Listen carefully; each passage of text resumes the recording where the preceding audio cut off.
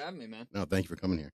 Of course. What the hell were you thinking coming all the way to my little Bro, shitty we're right house? across from where Gloria Trillo and Tony were fucking. It's like awesome. This is my old hood right here. It was like a trip down memory lane coming up Route 46. I literally almost called a couple people. I used to be on these roads every single day of my life for like 5 years. Which is the craziest thing ever, because when I reached out to you on Twitter. It's like my week 3 on Twitter, and I'm just literally DMing everybody I could think of. You were one of the people that I had on my mind because I love your stuff. I love Danny Jones. I love Joe Rogan.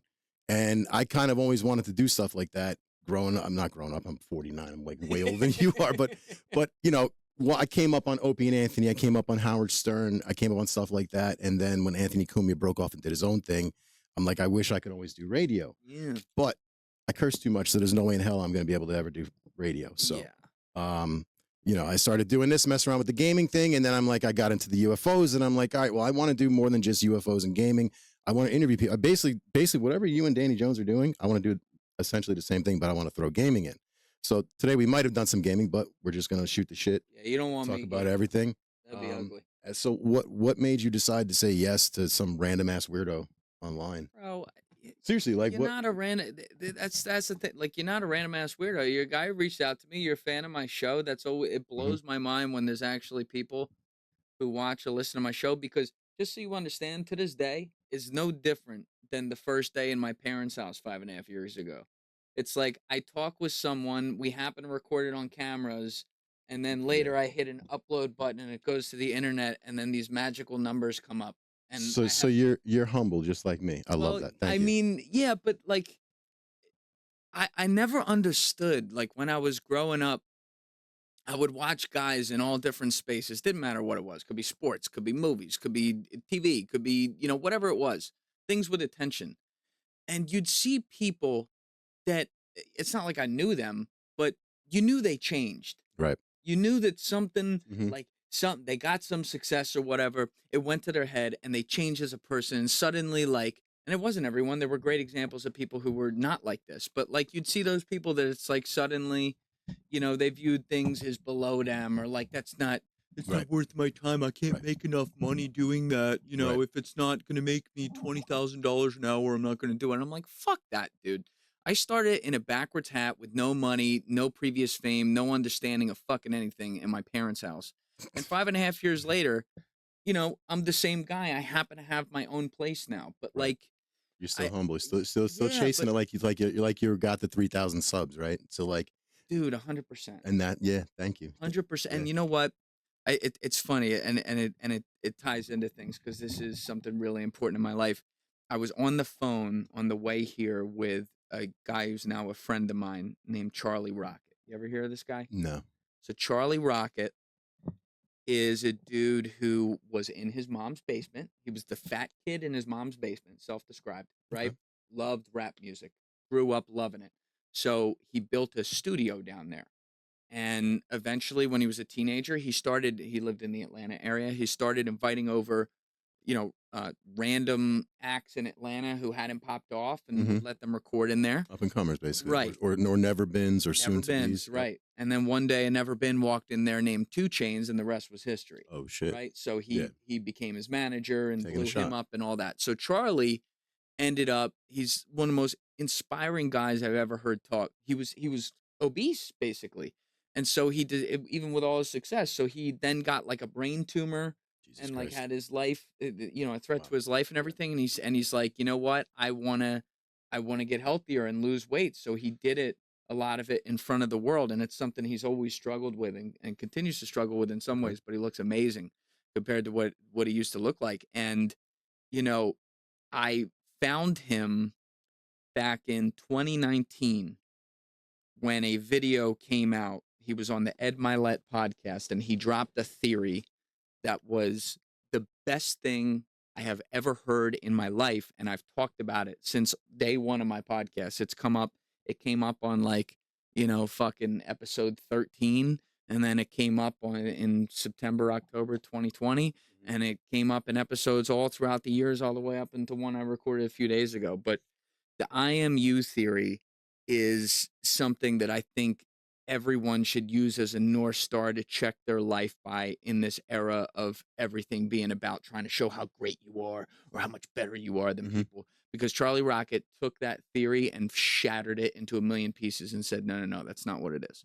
So basically, what he was thinking about one day is he was like, I wonder, you know, if you know Charlie at all, or if people have heard him talk, the guy is like one of the most curious people ever. Like it's the most genuine. Now that I know him as well, like you understand, it's just that's how he is, right? Oh my God! Like he'll just call me at like 2:00 on a Saturday and have the most basic, like simple analytical question, and 10 minutes later, I'm like, where the fuck did like it goes in a million directions. But he was like, I wonder who the highest grossing superhero of all time is. Like comic books, movie sales, box office, everything put together. And he's thinking it's going to be Batman or Superman. But to his surprise, it was Spider-Man. He's like, that's really interesting. He starts thinking about it. He's like, okay, Spider-Man. Okay, I know where you're going. He didn't fly through the air. He wasn't really muscular. He was kind of an average-looking schmo with a weird talent, the spider thing. He didn't have a chiseled chin. He grew up lower middle class or lower class. His parents were dead, and his uncle and uncle raised him. He couldn't get the girl and was kind of a nerd. And it's like, you know, he was really relatable. He was more relatable than like Batman, who's Bruce Wayne. And it's not Batman's fault, but like, you know, he's Bruce Wayne. He's Wayne Enterprises. He's good looking. He's getting bitches, like doing the whole thing. Like he's above you. Right. So he's like, all right, that's interesting. What about religion? So he Googles biggest following in the world, religion, biggest religion in the world by following. And boom, Christianity. So he goes, okay, Christianity. Who's the hero of Christianity? Jesus Christ. He's like, all right. Carpenter, hung out with poor people, really hung around mostly like 12 friends instead of like 1,200 people just following him around at all times. Humble, yeah. You know, respected his mom, respected his dad. If he had ridden around on a gold horse in beautiful plated armor at that time and, you know, with a gold chain hanging from him, everyone would have looked at him as this powerful figure. But he didn't. He was exactly what you said. He was humble, right? And so he's like, whoa, all right, what about, if this is true for corporations, then we're on to something here. So he goes, it's the most famous company of all time. Immediately he's like, Apple. Who started Apple? Well, Steve Wozniak, who's actually a good own story himself, but like Steve Jobs. First dude to lose the suit in the corporate world. He had a beard, wore jeans. He looked like your fucking dad. He didn't dress like a computer nerd. Right. He didn't dress like a billionaire. He was very unique and had flaws, was open about those flaws, had some very bad flaws and was very open about them as well. He wasn't this perfect figure, perfectly PR crafted. He's like, and then look at the products he made. In a world where people are naming things like Inspiron 6600, he was naming his products Lisa, iPod, iPhone, iPad. He named the products after you. He wanted you to be the product, right? And so he said, all right, what about sports? Who's the most famous athlete of all time? And he's like, it's not LeBron's fault. It's not Kobe's fault. They're great, but it's Michael fucking Jordan. Now, Michael Jordan, this is the one people push back on when this theory is given. Michael, and I'm going to finish the theory in a second, but Michael Jordan, now we know him as like the dude who's the Air Jordan brand, the billionaire, ballin', private yachts, kind of away from society, like he's behind the curtain. But when Michael Jordan was coming up into that fame and had that fame during his career, you are talking about a guy who was the scrawny kid who got cut from his high school basketball team. You are talking about the kid who was told he wasn't good enough to play fucking varsity. You're talking about the kid who went to UNC and even after winning a national title was not considered the best player in the country and got drafted behind Sam Bowie. You're talking about someone who took 6 years of losing before the 7th year, breaking through and leading his franchise. On 25 pounds of muscle and insane. Just being the greatest. And that's what Michael Jordan was. And then what else? Midway through his career, he had his own personal crisis, retired at his height, went and embarrassed himself in a lot of ways. Chasing his dream. Chasing his dream because his father died. Right. And he didn't know what to do without his dad. And like, again, none of it, this isn't to hate on Kobe or LeBron at all, but like Kobe was the Black Mamba. He's not like you. Right. You know, LeBron is a genetic specimen. He's the most perfectly crafted human being I've ever seen in my life. And he's not humble. He's not even a little humble. But let's assume he is. I think sometimes LeBron gets more Here's the thing about LeBron, just a quick aside. If you had a bunch of, fucking rich guys in suits grabbing you when you were 13 years old, calling you the king. Yeah. And by the way, LeBron deserves a ton of credit for this. Came from a household, single mother, no money. Yep. Right? Like, yeah, you'd probably have some narcissistic tendencies from having that be your upbringing, right? Mm-hmm. And I don't blame that on him or whatever. And I think he's had a really impressive career. But like Jordan was relatable all the way. And so Charlie said it's so interesting. He's coming up with this theory in 2019. So social media is far into the game at that point. He's like, it's so interesting that we're living in this world now where the paradigm is you got to post the best shit ever on Instagram and social media and tell everyone how much I'm not like you, I'm not like you, I'm not like you, I'm not like you, I'm above you, I'm better than you. When in reality, you look throughout history across all the different parts of pop culture, and it's the people who are saying, I'm just like you, who are the ones who end up being legends and most revered. And there's something really fucking powerful in that. And I already had that without knowing that theory. I already had that mentality in mind. I never fucked with these people who, said, I'm going to have my reservation at 7 o'clock at the back table so no one can fucking sit near me or something like that. I thought it was weird. Yeah. I had friends who were the CEO. I had friends who were the doorman. It's no different today. But when I heard that, it was like this ultimate peace with it. Because I'm like, that's how I live my life now at the time as a 24, 25-year-old. I'm like, that's how I'm going to live my life when I'm 100-year-old too, or whatever it is, when I'm older. I never want to change that because this is the model right here. And all it is fucking treat everyone the same, work hard at what you do, provide a great example, and don't pretend you're better than other people. It's so fucking simple. That is very well said. Thank you. It's incredible, man. So yeah, to bring it back to it, it's like, if someone reaches out and I see it, I mean, I do have 94,500 unread emails, so there's a lot of things I don't see. So yeah, no. Apologies to those who didn't get seen. But if I see it and I can do it, I'll do it. Now, if a kid has a podcast with 0 following in Iowa and wants to fly me out there, I probably won't do that if I'm not already going to Iowa, right? Because I didn't ask for that when I had nothing in my studio, right? The first 86 episodes were the qualifications were, can you breathe and does your mouth move? That's what I've been using. It was you know what I mean? It was my friends. Can you form half a sentence? Right. I didn't invite anyone in until I was at the time the most viral shorts creator for podcasts in the world. That was the first, number 87. Oh, so you were doing big and viral shorts. So I noticed, I looked at a lot of your old stuff. You were kind of doing what was it? Almost crypto type things, or like self improvement or whatever it was. No, I did everything. I've always done everything. Yeah, there was the first 86 episodes. I did anything. I mean, if mouths were moving, it qualified. And then from 87 to 150, I tightened it up. I'm just gonna use round numbers. If there were 150 different topics I wanted to do, I cut it down to 30, 20 to 30, right? Mm-hmm. So I didn't niche myself, but I at least gave myself enough room to be able to grow. And then at episode 200, I started opening it up more, and I keep opening it up more and more. Eventually, I literally want to do everything I can do. As an example, right now, just so people can understand where the limits might be, right now I wouldn't do a podcast on just straight up mental health or something. Because it's the most forget podcasts. It's the most crowded search space for everyone and their mother's doing it, yeah. On YouTube. Yeah. It's impossible. Even Joe Rogan does a podcast on that, and it does shitty.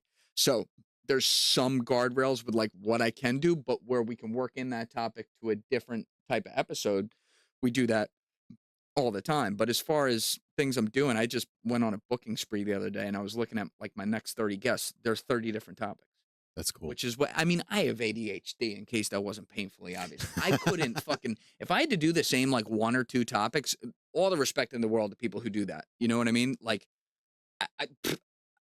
jump off a building. I could never do that. I want to do one thing and then ask this next guy about another thing. Yeah, I don't. I don't have ADHD or ADD or anything like that, but I like to do stuff that I'm interested in. People are telling me, you got to stick to gaming. I don't want to stick to gaming. Stop doing the firefighting stuff. Fuck you, I'm going to do the firefighting. This is what I do for a living. This is how I I see fucked up shit for a living. This is how I get it out of you know what I mean? Through dark humor, fucked up shit, gaming, and just joking around. That's how I get out my demons. You know what I mean? You always been a firefighter? For 12 years. I actually got on late, man. I'm 49. I got on 37. I chased my dream for a couple of years. And the problem is, especially in Jersey, you got to wait on a list for a couple of years if you don't score high enough. You know what I mean? So this was my last shot to get on. I was 34 when I took the test. I turned 35 a month later. And 2 years later, I waited on the list and I got on. Yeah, it's been great. What made you want to be a firefighter? Okay. So I'm actually what's called a rescue. So I was trapped in a burning building as a child. Whoa. Yeah. How old were you? Are you podcasting me? No, I was 4. I remember like it was yesterday. The whole thing? April 19th, 1981, 4 o'clock in the morning. Like it was yesterday. Like it was yesterday. The worst part about it was I was 4 and I thought I lost my mom and sister because my sister got out and then she got back in, which is something kids don't do this. You get out of the house, stay out of the house. Don't go back in. So my sister got out and she came back in to get us. And we all ended up in my little bedroom. And literally, ironically enough, the house was, it's arson. I have the article. I'll show you. The guy lit the building on fire because he wanted to date my sister, who was 13, and he was 18. And my mother was like, "No, you're a weirdo." Ironically enough, 6 months prior to this, he was in the basement playing with his toys and lighting his toys on fire. He started a fire in the basement. That's how they got kicked out. Came back 6 months later. Tried to light Easter morning, 1981, April 19th. Tried to light the building on fire with my family in it, and because he was a pedo. Because he's a psychopath. Well, he's a teenage kid. You know what I mean? Like, and I'm not. Yes, pedo. Yes, he's 17, 18. Yeah, no, 100%.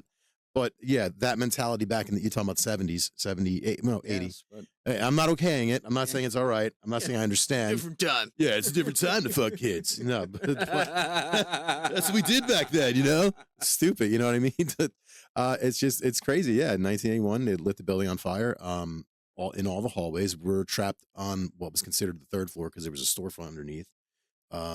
Numerous families in the building, I think 8 to 10 apartments, give or take. What town was it? Orange, New Jersey. Is it in Orange? Yeah. And that's where you're a firefighter now? That's where I'm a firefighter, yeah. Very cool. Yeah, thank you. And so she came back in. The fire was literally behind the door, right, like in the apartment now. It's there. My mother has me hanging out of the window.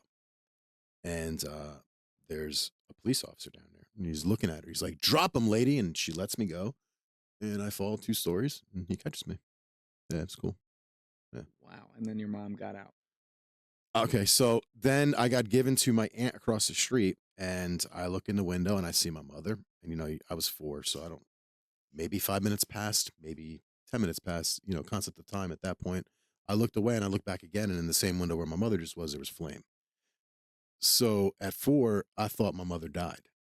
You know what I mean? Like, I'm like, I know what that means. I was 4, but I know fire. My mother, that's not good.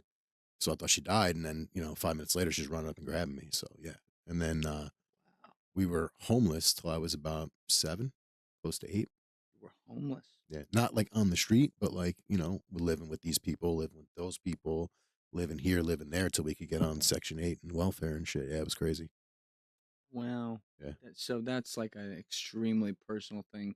So to finally get it done at like 37 again, there's got to be something so gratifying about that. So growing up, I grew up really, really poor on Section 8 welfare food stamps. Like we didn't have much. I didn't know. I mean, I had a job at 8 years old, 7, 8 years old. I worked at the local pharmacy when we finally found an apartment on Henry Street in Orange.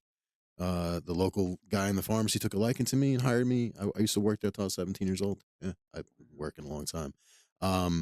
So yeah, we did that, and then getting out of school, my dad wasn't around. He was a troublemaker, in and out of prison, passed away of HIV, and I had no guidance, basically. So anything that I did, I figured out on my own. You know what I mean? So it was an interesting life.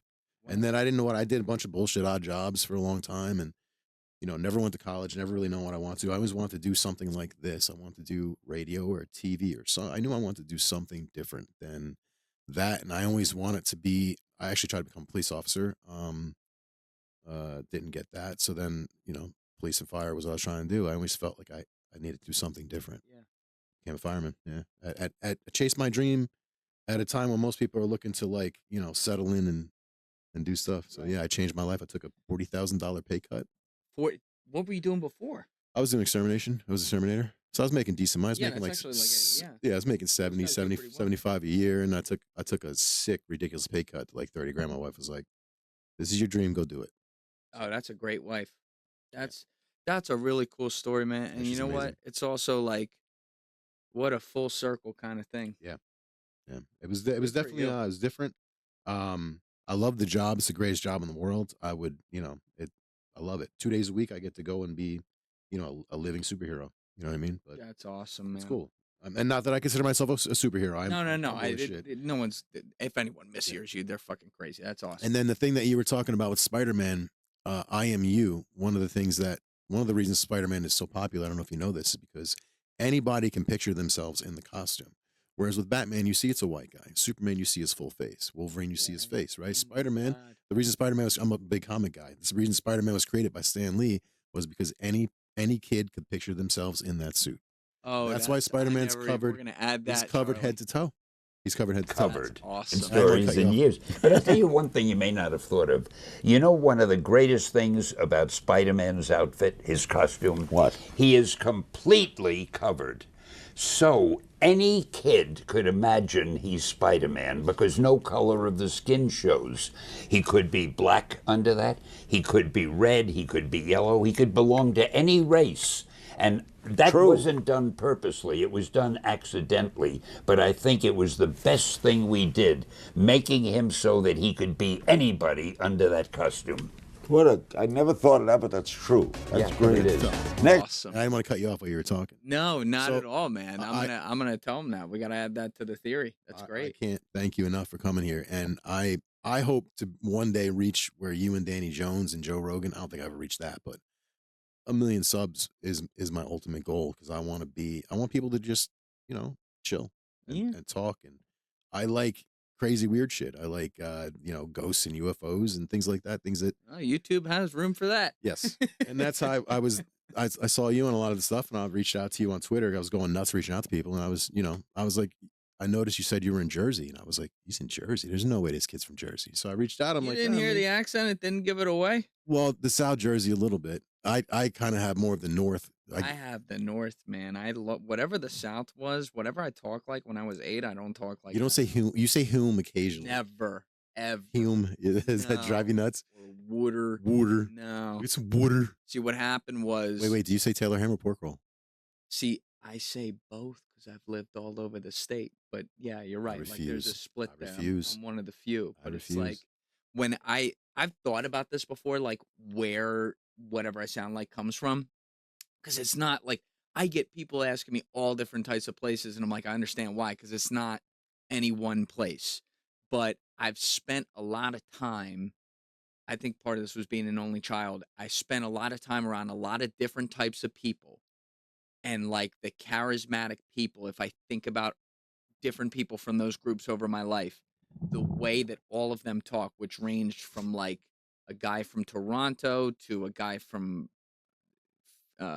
Belleville to a guy from Montville to a guy from Brooklyn to a guy from Philly to a guy from Central Jersey Shore. Like I'm thinking of all the different people in my head. It's like a mix of all those things. I thought you were a Philly boy growing up. That's what I thought. You were originally a Philly boy growing up. That's but like like some movements. It's crazy. You don't think about it, and then later, especially when you do this job, and then you have to edit yourself on camera. You're like, oh, that's Larry, or like, oh, that's Mike. Yeah, like, you hear it, and it's like, oh God, But it's just like a mix of a lot of places. I think. Also, people hear my name and they instantly think like Joe Pesci. You know what I mean? Yeah. Ooh, forget about it. And I'm just not. I'm not. I didn't grow up. I grew up in the hood, basically. Like I didn't grow up in you would expect me to base essentially Eminem. That was my life. Right. Yeah. So you would think that I would. Got one opportunity. Yeah. You would think that like I would sound like that, but I don't. I've heard I sound.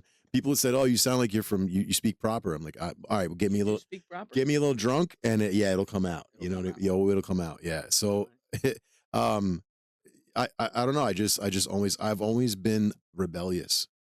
So like I've always been the rebel. Like you can't do that. You want to fucking bet? Fucking do it. Yeah. You're not gonna like. I lost 110, 120 pounds. They're like, you're not gonna fuck you. I'm gonna lose 100. Congrats, man. That's awesome. I was fucking fat as fuck. I'm still fat, but I'm working on losing more. That's great, man. Keep going. Thank you. I want to be. I used to always be in good shape, and then I got fucking depressed for a couple of years and stopped giving a shit and blew up like a goddamn fat tick and just decided. I woke up one day and said, I have 3 daughters and a son. I want to watch my girls. Luckily, I was blessed with good health. Like, I'm just fat. I don't have high blood pressure. I don't have high sugar. Thank God I don't have any of that shit. I'm good. I'm just healthy. I'm fat. I'm just overweight. So I'm like, eventually, it's not going to stay that way. Eventually, my fat ass is going to have problems. So I better nip it in the bud. And I'm getting older, and I want to watch my girls get married and my son, So how'd you lose the weight? I swim for an hour in the great. gym. Swim's incredible. I get a face piece, it kind of mimics my like the firefighting stuff, so I can breathe the whole time. So that's what most people do. They give up swimming because you're breathing, you're in and out, in and out. If you just put a face piece on, you go the whole time, no problem. You breathe normally, right? So Incredible I do that, workout. and then I do an hour of weights. So that's great. So 2 hours a day, 4 to 5 days a week. That's one of the underrated things too. Like when people are trying to lose weight, you can kill 2 birds with 1 stone, building muscle to lose weight. You have to build muscle to burn fat. Otherwise it's not going to work. You will actually burn fat and lose weight faster if you include weight training. And if you don't include weight training, you're not going to get anywhere. You're just going to plateau constantly.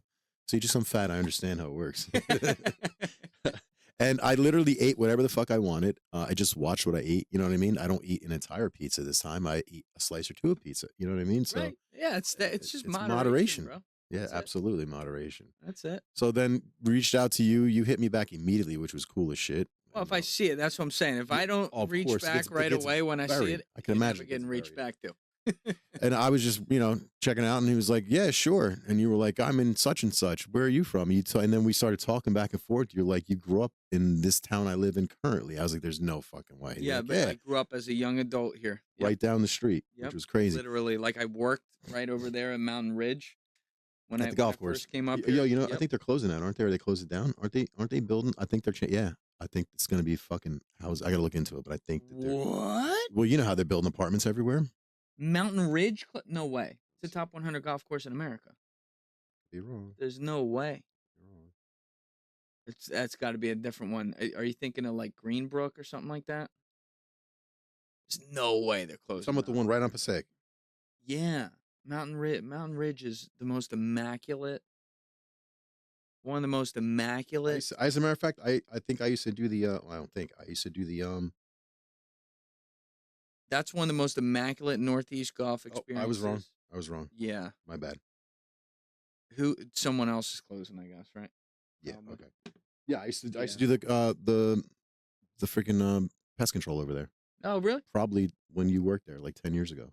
Yeah. 12 years ago. Yeah. Probably it. Yeah. I was fucking looping bags up there. Yeah. So then you're like, yeah, I'll do it. I worked off Kulik Road for a really great guy. Ran a business over there, and then my buddy Chaz used to have 39 over here off 46. What did you do there? He had a company that he founded called Today's Business. Okay. He's one of my best friends. He's been on the show. The goal is to be able to have take this show like you have your own studio. That's what I want to do. Like have my own studio where people can come and. Well, this is cool, man. Yeah. It's different. Yes. I walked in here. There's no comparison or anything to like other things I look at. That's a nice thing. It's Star Wars themed. It's like I said, I had a different upbringing than most. So the theme of this room is actually for my son, for father and son. So if you notice, that's really cool. If you notice the sabers, it's Luke and his father. The 4th sabers are 2 sabers of Luke and 2 of his father. So it's the one that Luke had in Return of the Jedi, right? And then the one that he had in Episode 7, which I don't include that one in Star Wars. And then you've got the one that Anakin had last as Darth Vader, and the one he had as Anakin. Oh, that's cool. And then if you look over here to the right, you see Luke and his father, and Luke and his father in the top 4 pictures. It's an older Luke and a younger Luke, and an older Anakin and a younger. I love stuff like that. So your son's really into this too. Yeah. The concept, obviously I have 4 kids, but it's just I always want to be close to my dad, and never was. So I pay that forward to my son. That's a great legacy, man. Yeah. When you see that, you hate to see when that cycle continues, but when someone can take that pain and then turn that into an amazing thing. I got daddy issues oof, it's bad. But anyway, let's get off me. Let's get back to you. So what made you decide, because you were a college kid, right? You got out of college and said, screw this, I want to do something different, right? And the pandemic hit. Oh yeah. Yeah, so there was time in between. I've been down some rabbit holes. this was no one's fault but my own, but my whole life, I always just kind of did the next thing in front of me. Like, oh, society says I'm supposed to do this, therefore I'll do that, right? Go get good grades in high school, do extracurriculars, do okay on the SAT, get into a good college, work hard, have fun, but then try to get a respectable job and figure it out from there. So that's exactly what I did. And when I was getting to the end of college, I never sat back and thought to myself, Julian, what are you really interested in? Like, forget respectable industries, forget money, forget what are you really interested in? What do you want to do? I never had that conversation with myself. Instead, it was like, well, I got to get a job in a respectable industry. So I ended up on Wall Street, which can mean a million different things when you say that. And people, whenever I talk with them, they're always like, you on Wall Street? I'm like, I know. It sounds crazy, but I did wear a suit for like 5 years there. 5 years? Yeah. Fuck. Yeah. So the guy I worked for on Wall Street was like another dad to me, someone to this day I'm extremely close with. He was so successful. I met him when I was in college because I was friends with his son, and he offered me a job in what's called the private banking and investment group portion of what was at the time Merrill Lynch, Bank of America Merrill Lynch. He's at Morgan now, but at Merrill Lynch, like that type, like the P-Big guys, they didn't really hire people out of college at the time. But like you can do what you want when you run the team. So he did what he wanted. He said, fuck that, I'm going to hire you. I'm like, great. So the way that business works is that we dealt with what you call ultra high net worth individuals. You're dealing with people, their average net worth is like $85 million. You deal with people that are 20 to like a billionaire, that kind of thing. And so you learn a lot about life doing that. You learn a lot about things not to do, where money gets in the way, where people do some bullshit. And then you also see some good examples too. But, we would do that, and we were basically the center of their financial life. And then we would also rep some public companies. Could be something as simple as like a 401k plan, which is like, you do that in your sleep, to something more complicated and important, like a 10b5-1 plan, stuff like that, which is like trading options onto the market as an executive insider, declaring publicly your trades, which for SEC regulations, stuff like that. So we did a lot of different things, but like, it's a fucking bank. Right. I'm a creative. I never sat there and thought about all the things in my life that like I gravitated towards, which was all creativity and art. Like, you put me in a bank, that's like putting a great white shark in a zoo. Like, it doesn't make any sense. Yeah, I can't. It's not going to swim with the fucking. I can't sit at a desk all day. With the gorillas on land. You know what I mean? So I was like, I grew to hate it, and I loved the team I worked with. But the one part of my job, this is why the biggest reason why I don't regret any of it. I probably should have left a little sooner than I did, but the one part of my job I loved was half of my job was to run around New York City and know people. Who does what, who talks to who, why, how industries work, what industries on the come up, what's not. So you'll learn about the world. For all the complaints people have about college these days, I felt very fortunate. I thought I had an amazing college experience. There is no college, though, on planet Earth, from good to bad, good experience to bad experience, that can teach you the real world. That's not their job. You have to go out and experience that. So I went out and experienced that, and I started to get, do side LLCs and do things in marketing and writing, and, you see where I'm going with this. And so in the part of the business I was in on Wall Street, the way it works is that, you come out of college, if you're given a job in this type of thing, you grind like a dog for 4 or 5 years, you make no fucking money. But like, if you do a great job, you get the offer, quote unquote. So like I said, I was very close to my boss. Late summer 2019, I got the offer. And the offer was incredible. And it was pulling me into the inner sanctum. Right. And effectively, for the first time in my life, I would have had money. I mean, I was living in an apartment that had like a mold oil leak dropping from the fucking ceiling. So it was like, wow, if I wanted to go buy a Tesla now, not really a things guy, but like if I wanted to, I could go fucking do that. I'd be making, I did some math on what I would have been making. Like a year later after I turned this down, I was like, wow, that's this better work out, Julian. But in all seriousness, I turned it down, and he kind of saw it coming, because he and I were close. Were you doing the podcast thing? No.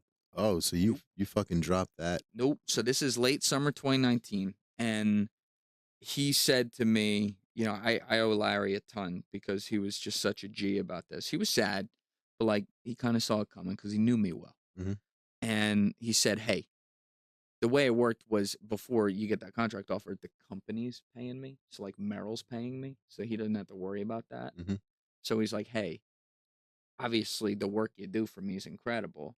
You know, for like, I would do all the stuff he didn't want to do, Mhm. essentially. You know, the stuff that is definitely a waste of his time. And he's like, you're awesome at that.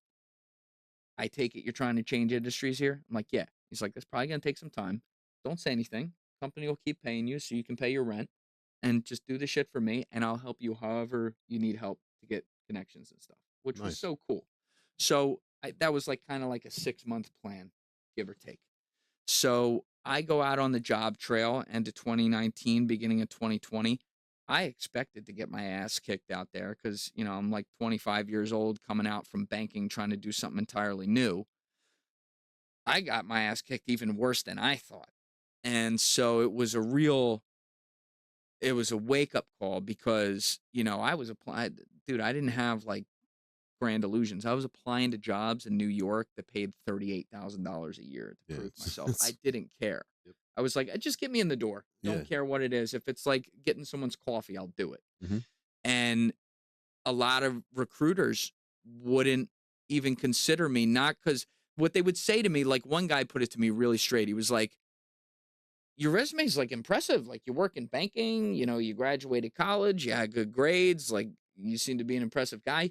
It's just like between you and me, we're always trying to fill jobs like this quickly. So when we see a 22-year-old coming out of college with a marketing degree, we know where they fit and what it is.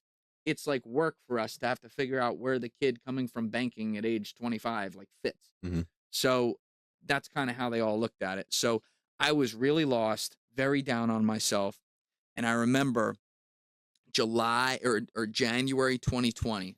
It was the day Kobe Bryant died, January 26th.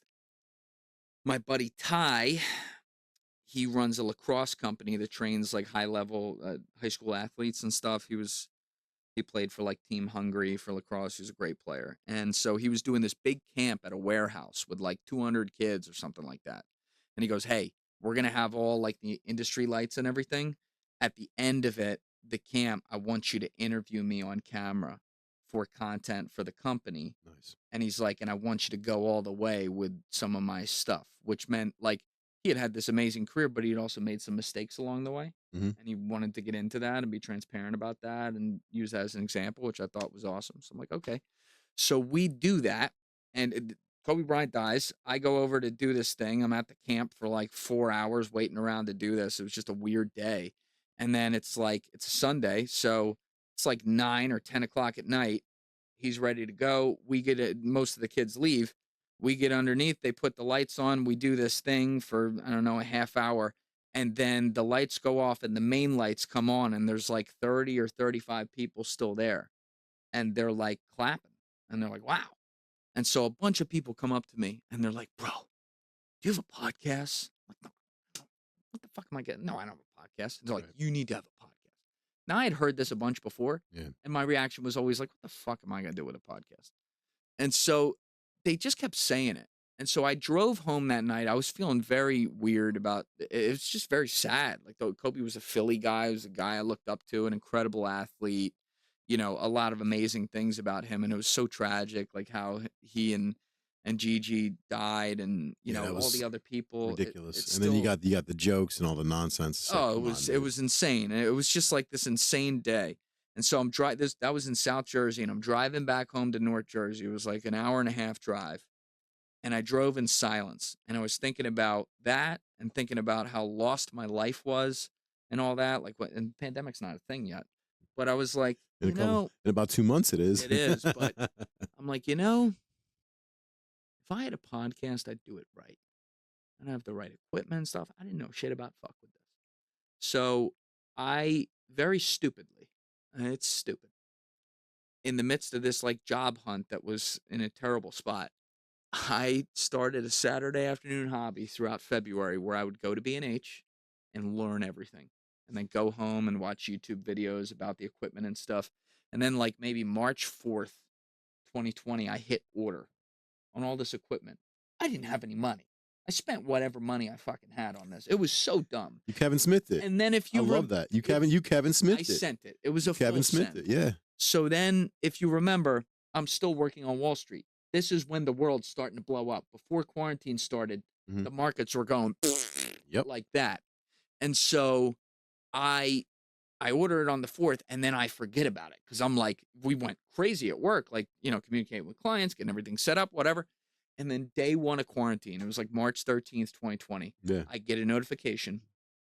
Your equipment has arrived downstairs at my apartment complex. And I was like, oh my God. The world is ending right now, and I just spent my money on fucking podcast. So I go downstairs, I get this equipment, I run it upstairs to the couch, I put it on the couch, I step back from the couch, and I look at it, just like disgusted with myself. What'd you get? A mixer, a camera? Bro, I got everything. I got the Shure SM7Bs, I got the cameras, I got the mixer, I got the headphone amp, I got everything. And you went all out. See, I'm the kind of piecemealing. I went all out too. My friends are making fun of me because what do you need 3? Like with mine, it's 3 web camera setups, and I captured this and this. And what do you need all that for? Just I have a vision. Leave me alone. Yeah, right. Well, I had the vision. I don't know what for. No one else is doing it like that. No one else is doing my game like me. So I was like, I understand. I understand. Yes. See, I was gonna do it kind of like half. I originally used to just do my live streams with my cell phone, pointing at the webcam, pointing at my arcade. Bro, I would just go and do it and then I was like, I'm never editing, I'm never doing this. And then I'm like, nope, if I'm going to do this, I'm going to do it right. And I didn't spend all the money that you did because I don't have it, but for what I got, I think I did pretty. No, this is awesome. Pretty damn good. Thank you. And it's different. Great. I want something different. The concept is I have a gaming live stream that I do weekly. Like I said, if you ever want to come to that, you're welcome to come to it and chill. You don't even have to play the game. Just shoot the shit, talk. We'll make fun of each other, play games. That's what we do. And then I wanted to do something more intimate. I realized while doing that I stopped playing the games. I let the other guys play the games, and I did most of the interviewing because I love talking to people. Yeah. And I can't shut the fuck up half the time. So I think you're the same. So it's fucking perfect. So I'm like, all right. I started just reaching out to people for interviews, and you were one of the first people to say yes. So I appreciate it. But yeah, like I mean, so you just said it. Like you had a certain way to set it up. I was like, I knew I was gonna go all in. I just didn't know the world was gonna end. And because by the way, I when I stepped back from the couch, I'm looking at it, and I was like, Julian, you have done a lot of stupid shit in your life. Mm. This is by far the stupidest shit you ever done. The world is over. Every job opportunity you had, because I finally in February started to get warm, right? Every job opportunity you had just went away overnight. The whole marketing industry at the time was gone. Yeah, life changes, yeah. Literally gone. It shows you what jobs to look for, what not to. Any money you had is now sitting here in this bullshit equipment. And then I don't know how long it was. I don't know if it was like 30 seconds or 60 seconds of me staring at it silently. But then I just looked at it and I said, well, if not now. When? Exactly. That's it. And so I was like, fuck it. And a couple things happened right after that. It was within a few days, I got 2 phone calls that were both very important. One was from my boss because I had told him in February, hey, I'm going to leave on March 31st. I may have a job by then. Either way, I'm going to be close. If I'm not set up yet, I'm going to let my lease expire, and I'm going to go to my parents in South Jersey and finish getting a job, and then I'll be back up here. He's like, great. So he calls me up, and he goes, I take it all of your job opportunities just dried up. I said, yes. And he's like, okay. At the time, they were saying 2 weeks to stop the curve. Yeah, like, 2 weeks flatten the curve, my left nutsack. Yeah, he's like, we're probably going to be back at the office like end of April, beginning of May. Why don't you just stay on so that you can pay your bills and stuff until we go back to the office? Nice guy. And also, not for nothing, the end of my career was like the highlight of my career as far as like us doing our job. We had everyone set up so perfectly that by like that Monday or Tuesday, the 16th, 17th, we were looking at everything across every client, and we were like, you weren't sitting there going, our work here is done, we're good. But you were like, oh, wow, like we're looking good. Like people weren't losing money hand over fist. We actually had some opportunities to go make some money. We had everyone hedged very, very, very well. So it was actually weirdly calm. And it was not calm in the 2 weeks leading up to that while we were making sure everything would be. So he's like, let's see if this holds status quo. But, there's not a fuck ton to do right now. So just do, whenever I call you with something to do it, just do it. And you can stay on for now. I'm like, great. Then my dad calls me. I don't remember who called me first, or it was like 1 or 2 days apart. My dad calls me and says,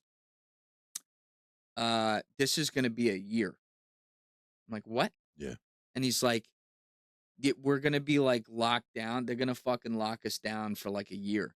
I'm like, Malaka, they said 2 weeks to stop the curve. Like, it's not going to be. He goes, no. You don't understand. These people love this. They love locking people down. Like, oh, so your dad's basically, your dad's me.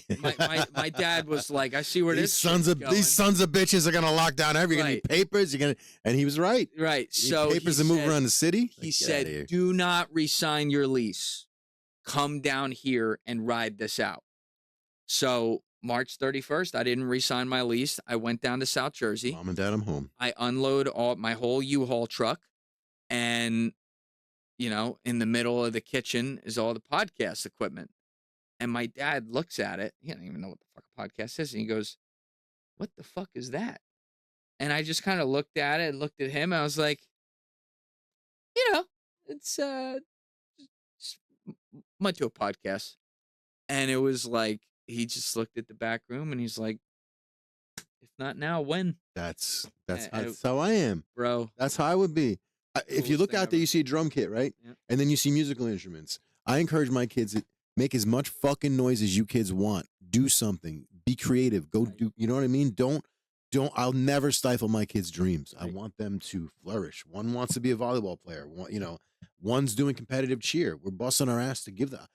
I need to repair my kitchen. Instead of repairing my kitchen, my kid's playing volleyball. I love that. Because she might go to college. I love that. Fuck that. I encourage it. I could put a countertop in my kitchen anytime. Yeah. I can't chase back these couple of years for my daughter to do volleyball or competitive cheer. Right. And I'm tearing up. Especially that's awesome, man. I see the passion. That's I love my kids. Especially, I can tell, especially when they're kids too. And it's the greatest time of their life to go explore. Because let's just say your dad was like, "What are you, fucking stupid? Do you sell that stupid?" But your dad said, I'm like 26 years old right. too. And you're out of college. So sorry, that touches me. The dad thing. Yeah. And the fact that you just spent all your money. Your dad's like, "All right, fuck it, get back there. Let's set it up." Did he help you set it up? No, he wouldn't know. No one would have wanted that. No one would have wanted him to help me with that. But like that's the thing. Like to this day, I say because I ended up spending 3.5 years in my parents' house there, building this entire thing. I clicked your oldest stuff because I like to see that. Click oldest to see how you. We switched over episode 161 because you were doing something different and you switched it over to the interview, and that's I love 161 the interview. But I moved up one in the new studio, so 163 and 164. And how did you like realize that you like doing? Because you were doing something literally different than but this. Here's the thing. This is what happened. I had heard a Joe Rogan podcast in 2018. I remember the first 3 I listened to. It was David Goggins, Jordan Peterson, and Kyle Kalinske, which are all very different podcasts, right? Yeah, some Peterson. I like Peterson. And I was like, and Goggins, I like too. Goggins is great. I was like, whoa. Yep. Like, that's how I talk with my friends. Like, he has his own style and whatever, but it was like, you felt like you were just sitting at the table with someone. And so then I'm like, the bug was there, and I said, all right, let me go find other shows that are like this. And I couldn't. They didn't have that thing. They didn't have that thing that could range from hardcore comedy to the most serious stuff in an instant, by the way. They didn't have that long-form conversational. There were a lot of amazing podcasts, but they were generally either pure comedy or like pure science or something like that. You know what I mean? It would range from like, I guess like what Tom Segura and his wife were doing to, like, and he didn't have it at the time, but like an Andrew Huberman type or something like that, where there's no real ground that mixes both and is just random and has no niche and whatever. And for a couple years, I was just like, someone's got to do this. And Joe Rogan's twice my age too, which like makes it even more impressive that it has always been as culturally relevant to so many generations. You know how he got started doing that, right? You know his inspiration for that was? Yeah, you saw Tom Green. And Anthony Cumia. Yeah. I mean, he was Cumia around got all those fired, shows yeah. in the 90s. He did Howard Stern. But no, Anthony Cumia, he said when Anthony Cumia got fired and then he just started his own shit, that's Yeah. when he's like, well, I could do this too. Plus, I think Anthony Cumia, who I have to give his props to, he's probably the reason why I started a podcast. It was, first of all, because he was a part of Opie and Anthony, which was the first time I ever thought, like, I really like doing radio. Like the way Opie and Anthony did it. It was great. We would come in. You love doing it too, right? Yeah, but I remember first doing it going, wow, am I the shitty episode? Because no one really talked a lot. We just had fun. I know. It took me a minute to, they just decided to do what they wanted to do with radio. I just thought I was boring because there's no bells and whistles and fake laughs. And to this day, I don't think Opie and Anthony got the credit that it deserved, because I think that they let us, like, they're the best show. They were the best show ever. They don't exist anymore, unfortunately. But they were the best show ever to go on as a comic. Do they exist? In their own world, they do. I know Anthony does. He still has his thing. Opie was recently fired. I don't know what. I didn't know if status. he started his own thing. I don't know if he can. I don't know if Norton's still doing. Yeah. And that was the reason. Yep. And so no one had ever really done that. And the thing was, the part I told you about my job that I love was going out and meeting people. Yeah.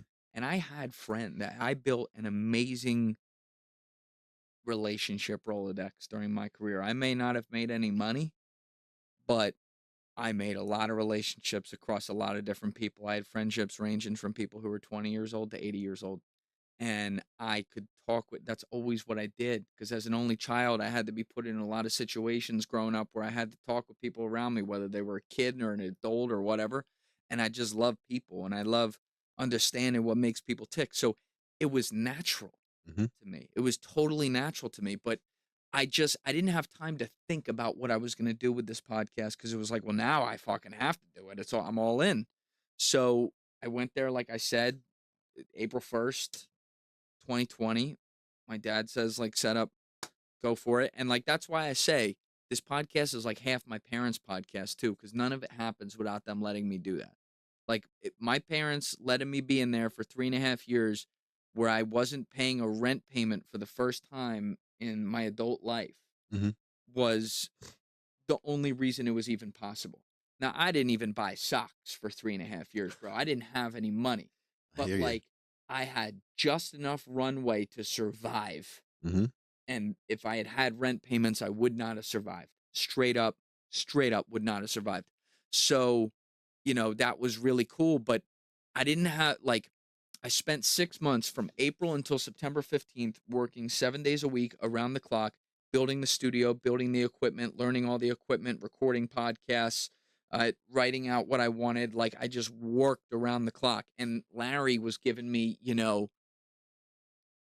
a couple days a week, I'd need to do something for an hour for him. I mean, it was like awesome. So I was getting my job done and still getting paid. So, I thought you literally just hadn't left. Gave it all up and fucked off. No, I had. We said I was going to leave when we went back to the office. But Larry took care of you. He took care of me because we didn't fucking go back to the office. So we just kept it status quo. Right. And if you could do the job, you would have been doing the same fucking work if you were in the office anyway. 100%, bro. But now I could work at home and work 24/7 around the clock on my other shit. I slept like fucking 5 hours a night, and I worked from the second I got up to when I went to bed. And like with Larry, you know, that gave me it wasn't much money, but because I didn't have a rent payment, that extra, call it 4 months that I was able to get was the runway that allowed me to exist. Like, in addition to my parents, like, letting me be at their house. So, like, it all worked out. And I didn't tell anyone about it. I didn't tell my friends. There were a couple people who came by the house and knew I was doing this. But I launched it all publicly on September 15th, 2020 with, you know, 10 episodes on day one out of the gate. And 2 of them were guest episodes with friends of mine. And I thought I was going to have to do like 30 episodes just talking to the camera for an hour before someone would want to come over. But to my surprise, when I put out these 10 episodes, I had a bunch of people who I like hit me up and be like, yo, I would come in. And so by episode 16, I moved fully to the guest podcasting. And I got to just do what I wanted to do. And the product is the same as it was then. I'm just better at it than I was. I just beat at my craft. And like, my whole thing was I had a very do or die attitude about it. I was like, you know, and not to be dramatic, but I literally said, make it or die. That's where I was at. I didn't know how that was going to happen. I didn't want to think about how that was going to happen because then I'd never make it happen because I'd overthink the fuck out of it. But I was like, I just have to do it. And I know I can do this job.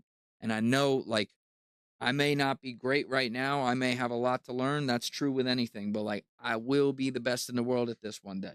And I notice you do, like, you know, you do a large range of topics from alien stuff, which I don't even do a lot of anymore. Interested. Now, you said you're not that you said you're stepping away from it, or you what is it you don't, not that you don't like, what is it? We were talking about this a second ago. What is it? So I've always been a generalist. I like doing all different types of topics, ranging from comedy to fun to serious, right? And everything in between. When you're doing something like aliens, it's a lot of fun, but it's also like a meaning of life kind of thing. Yes. And especially so lately. when you then run into things, especially stuff that I've encountered off camera, that suddenly start making you realize that some things are not what you're being told, you're not going to go fake it on camera and do content with that. At least I'm not. I'm never going to do that. Let's back to what you just said. Okay. Have you had an experience of seeing something you're talking about? No. Okay. What is he referring to? I had on a guy in January, Jason Sands. Okay, yeah, Mr. I shot this and I did. His story changed the whole. Yeah. Okay. And let me explain this so that people can. Please don't hold back, and let him. So whatever you got to say, you say. James Fox is a longtime good friend of mine. He's been on my show a bunch. He seems like a cool dude. My producer, my original producer, Alessio, who's now the head of content, literally was down in Brazil with him in summer 2021 making Moment of Contact. He's in the movie. He produced it with him. So I go way back with him, and James does amazing work, and James really cares. He's been in this space for 25, 30 years. Yeah, and he didn't even make any money until 2020. Yeah. All right? Like he is you're talking about a guy who worked jobs like ditch digger and, fucking. He's basically me. His passion was that documentary. His passion was this. Yeah, he busted his ass for his passion. Busted his ass. So I love James, and I hate when he gets criticized for things that he has no business being criticized for, and I will defend him on that heavily.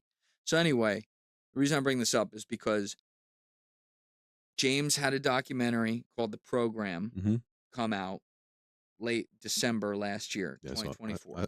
I watched it down here. He announced in April 2024 that one of the people who was going to be interviewed in the documentary was this guy, Jason Sands, which immediately caused a firestorm. And so I laid off it. I did not, my gut was the things Jason was saying weren't true, but James is a documentarian. You get the guy in the room, you ask him what he knows, you let the people decide. That's fine. This is where it became a problem for him, though. That was totally unfair to him. James goes in to record. He was coming in to record with me in January. We had that set, right? January 2025. So he goes in to record with Joe Rogan December 17th, 2024. Literally texted us from like the studio, so we know it was that day. December 18th, Jason Sands changes his story and comes out with this whole new thing about how he assassinated an alien or something like that. And I went, oh my God, like. Whatever's in there, kill it, and that's kind of how it rolled. And you either did it or you knew bad things would happen to you or your family. And that's kind of how it went. But it was usually in the dead of night, that kind of a thing. And you were a part of that. Yeah. And when you say kill it, what exactly would you be referencing potentially? I guess the team that I was on, we killed other NHI. for whoever was in charge. Like, I never got this. Oh no! So James, his podcast with Joe doesn't come out till the 24th, and they're talking about Jason Sands like in somewhat of a serious light. Well, didn't he say something shit? He said it with him sitting right next to him, didn't he? Which podcast? No. Jason went on some fucking other podcast. Yeah, but then later on he said, he's like, no, if you talk about that now, I'm fucking cutting it. I'll get there. All right, sorry. So the Christmas Eve, the podcast with Joe comes out, which they recorded before Jason made these new wild claims on the 18th that weren't in the documentary, by the way. And people are like, look at James Fox grifting because he's talking about this guy who claims he assassinated an alien. When at the time they were having that conversation, Jason had never made that claim, and James knew nothing about it. So I'm like, oh, no. Oh, God. And I was just like, oh, why? I wish he didn't put this guy in the documentary. So Saturday, the 27th or 28th, whatever that Saturday was, James calls me up. And he's like, hey, I have an idea. You don't have to do it, but let me know what you think. Obviously, this Jason Sands thing is causing a buzzstorm, and I fully understand why. What would you think about him coming with me in January and us discussing it? And I said, I would have to think about this. Give me a night to think about it. I said, James, to be clear, under no circumstances would I ever invite that guy on my podcast alone. But because of the circumstances that have fucked you up here and you being there, I think this is a really good opportunity to get to the core of what the fuck is going on here. And if need be, properly give you the chance to separate yourself from the story because it's not fair to you how this all went down. Right. And so I called him the next day. I said, let's do it. So I thought about this and I'm like, I don't know, Jason Sands. Could he just be like a total liar, like scumbag? Yes. But I'm like, I feel like, I don't know why. My gut, I'm like, I feel like that's not what it is. I don't believe him, to be clear, but I want to know why he's saying this stuff. So they come to the studio in January, and Jason was a very nice guy. I don't have any issue with Jason at all. In fact, I had a newfound understanding of him as a person. Because what happened was we filmed for like an hour and a half talking about the documentary, the two of them, but it was mostly James talking about the documentary. A couple things about Jason, just providing some military records and whatever, which was helpful, just to prove like he had actually been in parts of the military and stuff like that. He served, basically. Right. Got it, right. Not like false valor, stolen valor. Yes, meaning some of those claims that he had made about places he had been could be verified. So like, okay. So we take a break, take a piss, and I say to them out in the kitchen, I'm like, okay, you know, all my episodes are 3 hours. I said, I think that's going to be a short episode. I think that's going to be 90 minutes. Cut. And we're going to do a separate episode. It's going to be 2. We're going to do a separate episode now. And I turned to Jason. I said, we're going to get to your full story now, Jason. Just no judgment. You say it like it is. Okay, great. So we go in there. And I didn't know shit about the guy outside of the claims he was making and the fact that he had been in the military. So all I said to myself before I went in there, this is the nicest guy. And he just didn't strike me as like a asshole liar. He just didn't. Like, doesn't mean I'm right about that, but I'm talking with the guy and I'm like, no, I feel like this guy's got a good heart. I really, really did. And I think that now. So I said, you know what? I'm gonna get to know this guy a little bit.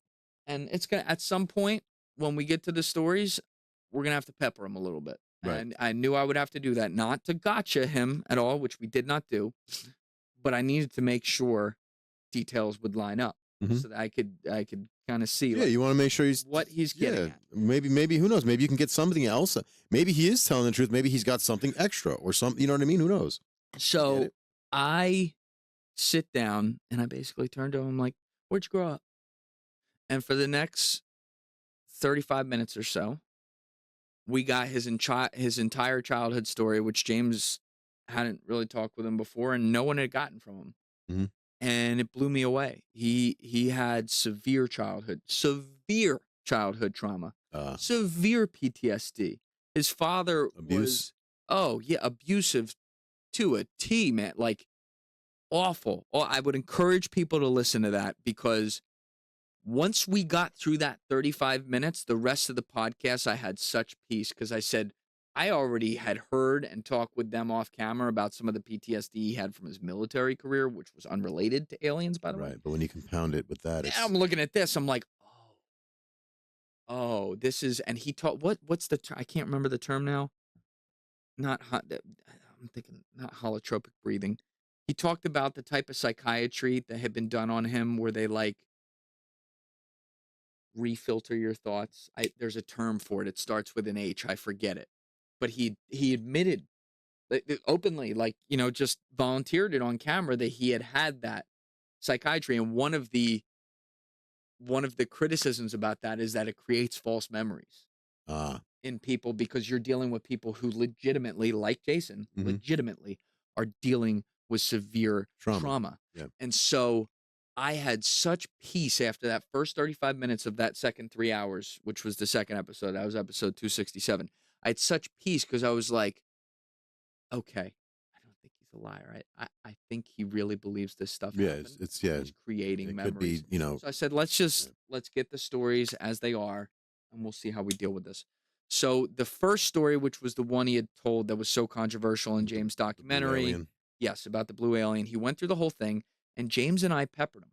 And I know we did a good job, because people, like all the true believers, shredded us online. They're like, oh, I just came here to see the story, but you had to cut the guy off. I'm like, no, I had to get the details. And that's exactly what we did. And a lot of Jason's story stayed very straight. You could see him sitting there legit, like seeing these things that I'm giving my opinion here. They never happened. Right. That he thinks happened, but probably didn't. Right. He thinks they happened.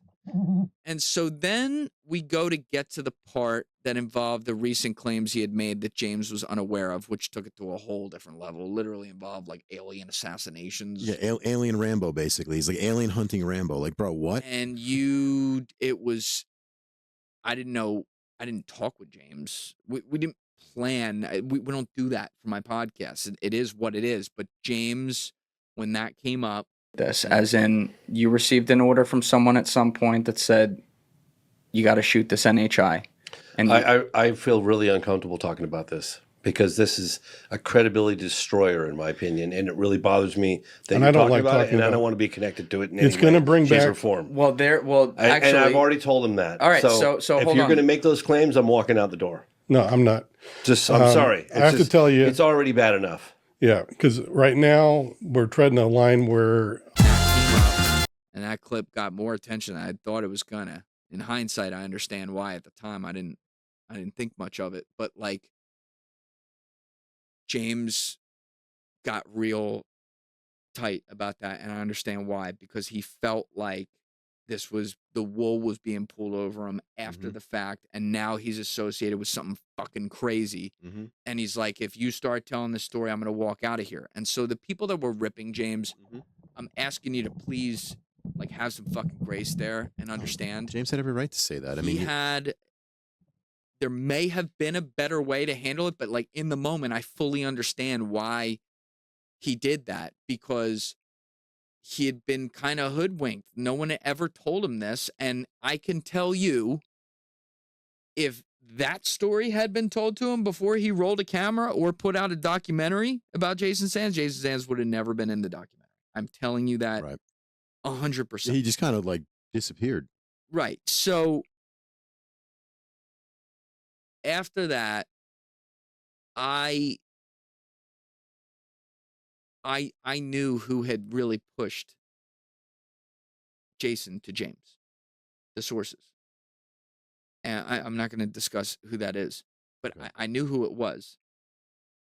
And these are people that previously had brought stuff that was like, that's interesting. Like maybe. And so I think I know, because you had a weird face when I mentioned somebody's name before. Whose name? Corbell? No. Oh, okay. Corbell and James barely know each other. Corbell's a documentarian. He's not a source. Oh, okay. He gets sources. Yeah, but that's all, I thought maybe Corbell gave. No. Okay. No, I don't know Corbell at all. Okay, because you had like a look on your face when I said Corbell does great work. He's a documentarian. Okay, cool. Like James. I think Corbell's fucking awesome. Yeah, I don't know him at all, but I'm talking about actual sources. Gotcha. Okay. Think not necessarily all of them, but think like some government people. Yeah, no, stuff like Ellie. That's where I'm going to leave it. Ellie. Okay, I got it. So the guy at Chupacabra it's thinks not it's Elizondo. It's not Elizondo. No. Okay, I thought it was him. No. I think I don't know this. I think Elizondo thought Sands was crazy. Really? He did not tell me that. That's what I think he thought. Okay. Okay. All so right. I'll just, that's my opinion. Gotcha. All right. That said, Elizondo was not one of them. Elizondo's a separate conversation, though. There's some conversations to be had about things he says, by the way. And I say that as someone who's gotten along with Lou.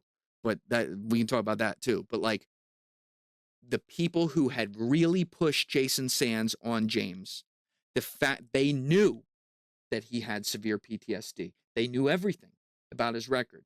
And they pushed him hard for James to put it out in the documentary. So once that happened, and I stepped back from this, I was like, listen, mathematically, I don't see a scenario where there's not intelligent life that exists in the universe. Yeah, to say otherwise is stupid. Of course, I believe that there are aliens out there.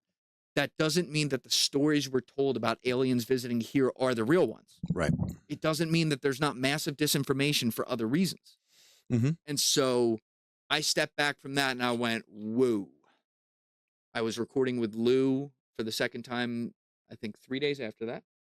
So I was like, all right, we're doing that one. Fine. And after I recorded that, over the next week, I really thought about it some more. Because then I talked to Lou about some stuff off camera. I was like, And I was just like, there's too much bullshit on the story. Like, this has now gotten out of control. It's gone way past what was fascinating with the 2017 releases in the New York Times and some of the videos and some of the things, like I think the David Fravor testimony and stuff like that deserves a ton of good scrutiny. I mean, I really like that guy. I think there's a lot of stuff that it's like, ooh, what is going on there? Even if it's not aliens, maybe it's DARPA. I don't know. Right. Maybe it's DARPA. Maybe it is the skunk maybe it's works. both. Maybe it is what Greer is saying. I don't know. Who knows? But I'm like, this space, I'm going to back up for a minute and I'm not going to name other names. I only talked about one that I had in there who I feel like I have a lot of empathy for Jason. Okay. There's other people that are they don't have that excuse. Right. They're straight up liars. If he's got the trauma, he needs counseling. But here's the other thing. Darcy Weir, who's been on my show a couple times. When Jason first came out with his claims, April 2024, Darcy Weir was making a documentary exposing the Gaia guys and how everything they said was bullshit. Provably, they admitted it in all their depositions that they made it all up. It's not real. They made up all these terms like 20 and back and stuff like that. I'm not even going to get into what that means. And so you can go listen to the original Twitter Spaces where Jason Sands came out. Darcy Weir came up to the stage and asked him questions because he was like, holy shit. It was like the Leonardo DiCaprio meme. He's like pointing at the screen because he's like, this guy's saying all the things that these guys on Gaia. There it is. He's like, I know where he got him. He's like, oh shit, here I come. So Darcy goes in there and he basically gets Jason to confirm that he's saying these things. And Darcy's like, you understand? It's like that scene in Step Brothers where John C. Reilly's giving his interview and he's like, yeah, so I work as a janitor at a local college and I don't know, I've just always been able to do math really well. So sometimes I'll go in there and finish the equation. He starts talking and then the person interviewing him goes, isn't this Good Will Hunting? He's like, no. He's like, no, shut up. I'm pretty sure this is Good Will Hunting. That's essentially what Jason Sands was doing. Yeah. Like, because he's taking everybody's these false stories, memories that are being taken from other things that he's heard. Right. And so Darcy was, to his credit, was on this from day one. And so many people didn't listen to him. And so then it all comes out. And I was like, dude, well done. Yeah, those fucking Twitter Spaces get like, wild. You got it, bro. And, I had some nice conversations with Darcy off air about that. Like, he's a human being too. Like, he has empathy and stuff. But there are other people who shall remain nameless that I am not connected to in the space, I've never talked with, that are telling some stories that they didn't happen. On a scale of 1 to bullshit, they're fucking on Pluto. All right? And so, episode 273 was with Lou, 266 and 267 were with James and Jason Sands. since then, the only conversations that have occurred where we broach aliens outside of like bullshitting with like fucking Enzo Amore, who's a WWE star, we're just talking about shit on the internet. I've had Riz Verkin twice, who's an MIT simulation theorist, where we talk about simulation theory. And at some point in there, some alien simulation ideas come up. It's from a scientific perspective. I've had Lee Cronin and even like a guy who's a total skeptic, like Brian Keating in there since then, or Claudia Duram, who's a gravitational physicist. These are all physicists where we discuss intelligent life from a scientific perspective. That's where I want to keep it for now, because there is too much noise from people that are grifting off this. And there are people online who make a business out of talking about how everyone is grifting on all this stuff and want to be a gotcha on everything. You know who I'm talking about. And between you and me, I've always paid attention to that. They're right about things. As much as you may not want to admit it because they may not handle it the best way, I don't really care. That's up to them. They're right about some things. And so there's a balance here, man. And like, I do feel that's something like aliens shouldn't enter the journalism part of my job, but it got to a point where it did. Yeah. And so I have to have some sort of responsibility to be like, hold up, wait a minute. You know, I say, hold up, wait a minute, something ain't right. Because then I start to taste. You know, like that fucking guy in that video. Hell no. And like step back and be like, all right, let's just take a deep breath here. So I'm excited to have Chris Ramsey in soon. Chris is a great guy who's very into the history. I'm on his Discord. He's a true believer, but like, you know, we've been talking about doing that for a long time. So I'm like, I'm definitely gonna do this podcast. Chris is cool as shit. Chris, to his credit, has also come out recently and been like, hey, as someone who, and like he firmly believes they've been here, which I'm very open to. I'm very open to that. Without a doubt they've been here. I'm not like, people want you to be like, do you think this or do you think that? Like what, as if I'm a fucking YouTuber, bro. I don't know. Your guess is as good as mine. Personally, like, yeah, I'd be open to that. I'm just saying, like, maybe some of the things we're hearing where they're saying this on this date, they were here and they were doing this.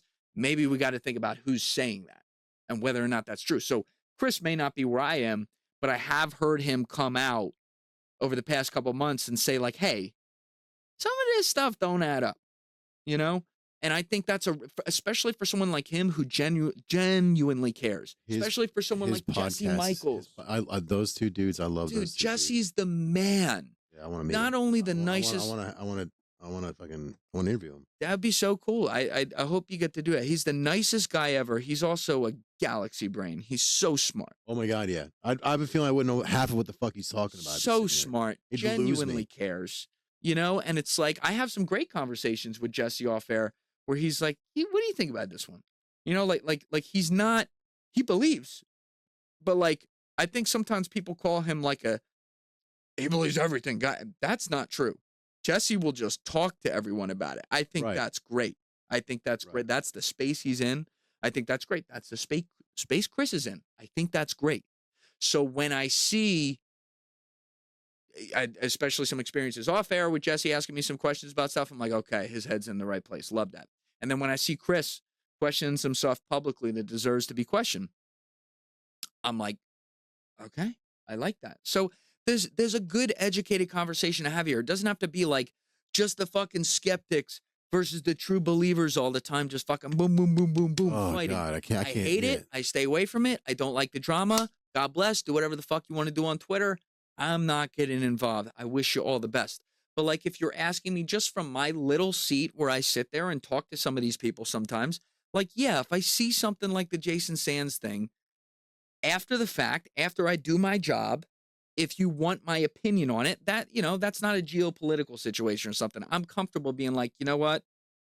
I'm okay giving my takeaway here, but I still want people to listen to it themselves and walk away with their own opinion. I'm just being a little more open about where I personally stood in my takeaways on that one. And this is not the first time I've been open about that. I've talked with some other people about this too. And that's just kind of where I'm at with that space. It's just, you know, I'm very careful about what ones I'm gonna broach. You know, what if Bob Lazar wanted to come on? Would I bring on? Fuck yeah. Fuck yes, Bob Fuck Lazar. yeah, it's bro. fucking Bob Lazar. There's a lot going on. He's been so vindicated with all the shit that came out that was ended up being. They're like, oh, that's not true, and then you're like, yeah. You talked about the offices and all the shit that was going on with the hand thing, and like it was all fucking true. There's a lot going on there, and like I said, the guys like James Fox, Jeremy Corbell, who I don't know personally, like these guys. I'll speak for James for sure, and I'll speak from the outside at looking at Jeremy. Like these guys care a lot. You know what I mean? Does that mean they get everything right? No one gets everything right. But like, you got to remember they're reporting on the sourcing that they can get. And sometimes it doesn't matter if you're Michael Jordan at that, especially when you're dealing with something that is completely secret. Sometimes something like a Jason Sands is going to happen. Yeah. I wish people wouldn't vilify them for that. And I know James Fox so well personally, like as a man, forget what he does and the great job he does. By the way, like incredible fucking filmmaker. Yes. You know, still edits every frame of his own shit. Like he's a personal inspiration to me and a great friend. I will always defend him and I'll support his work. But does that mean that I'll agree with every finding he has or every person he talks with? No. And he knows that. And that's why we're cool. That's how it's supposed to work. So have you seen anything yourself with your own eyes? UFO? Never. Paranormal? Not really. No. Never. Nothing. No. I was like you. Okay, so I believed my whole life in UFOs. My whole life. I'm 49. I was 48. I started filming the drones last year. You know, why wouldn't I? The shit was, dude. I mean, I saw the drones, bro. They were fucking everywhere. Yeah. Especially here. They were fucking blanketing. They weren't alien though. They were blanketing this. I saw some weird shit. I'm telling you, I swear on my children, I saw some weird shit. I had a pretty good source on that one, and I think they were 100% right. You think so what they are? So I thought they were one of four things. I thought that I'm not saying that those were alien. I'm saying I saw something. Okay, so I'm standing on West Caldwell High School football field, right? James Caldwell. Because that was a great spot to see them. Because it was a little bit higher and whatever reason they were hovering around that area. Right. I'm live streaming. Literally live streaming, but I'm vertical live streaming. Never vertical live stream before. I'm out there on my phone. I'm holding it like this. From the fucking corner of my eye, I see something go zoop across the sky. I look to see what it is. It's fucking. It looks disc shaped like this, and then it turns sideways and it's C shaped, and it just goes across the sky and then it's gone. And I was like, and you hear me losing my mind. Yeah. On the live stream. So I'm like, holy shit! And then within 5 minutes of that, a helicopter flew over me. Yes, the helicopters were, low as fuck. Yep. Why did that happen? Don't know. I'm losing my mind on the live stream for that too. And then while I'm filming these, I'm seeing orbs around them. Not so much that day, but the next few nights, I'm seeing orbs in the sky. So I at this point, it's weird been shit. It's been 9 months since that happened. 10 months. That was December last year at its height. I'm assuming I'm never going to be allowed to talk about this, considering that this is still off the record and I'm not allowed to discuss what I was told now. So that kind of sucks, which means people are basically getting to trust me, bro. Fuck right you guys, now. trust me, bro. Yeah, that's pretty. So I fully understand that criticism with this, but at the time, I did put out a video back then, like saying this. I talked to 6 people at the height of this, and there was one in particular that stood out. The reason I say bringing the 6 is because there were multiple themes that tied across all of them, and these are people that don't necessarily, 2 of them might have known each other, but the rest of them didn't know each other. They were from very different spaces and areas, walks of life. But there was one person who told me very, very off the record, like,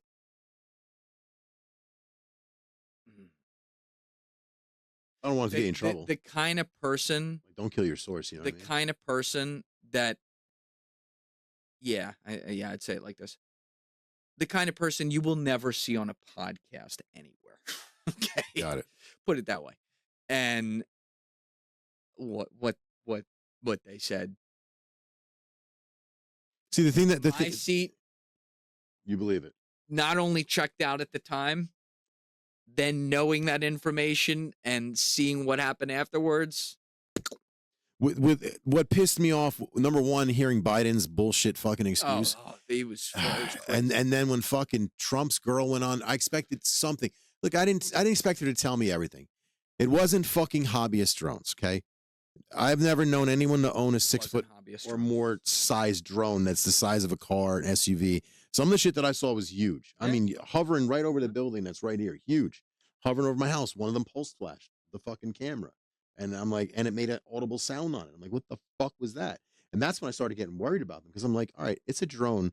It's larger than a car. I'm standing under them like an idiot. This thing could fucking delete me. Obviously, they have defensive capabilities. I'm going to assume in some way, shape, or form that those things are armed with something that could do something. I'll put it this way. So I'm like, I didn't like it. I'll put it this way. It scared me. They weren't aliens. They weren't. I was thinking rogue AI is what I was thinking. Adversarial, I think they would have shot down. I'm not going to say what they were. What I will say, the attitude of the person that I'm referring to, and this was actually the attitude on the other people too, with respect to one part of it, but it was like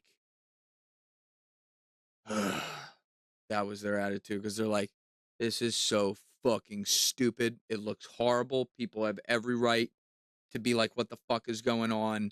This was a completely preventable issue, but because they're like, the current administration at the time was Biden, it's just in total fucking disarray.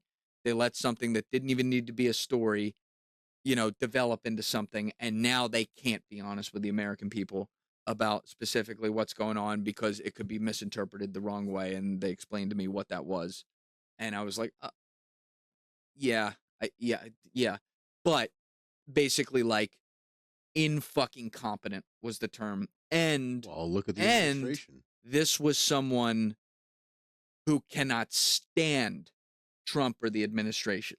That's what really drove it home for me. That's what I'll say. It was someone who was not a fan.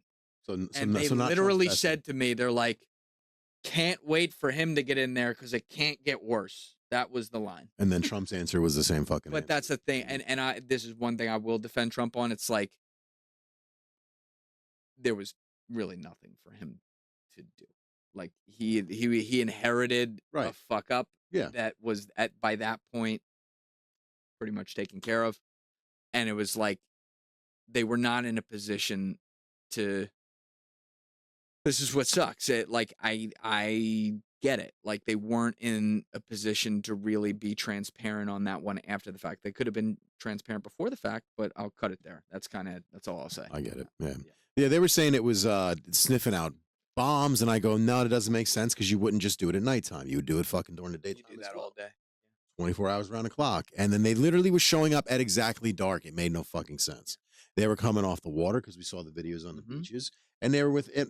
And listen, if they were coming from down the shore, brother, they're getting from down the shore to my house in fucking 20 minutes. They were fast. Yeah. Super They were fast. big and they were fast. I was trying to chase one with my drone, couldn't get anywhere near it. And I'm like, all right. Yeah, it's just a weird, just a classic government.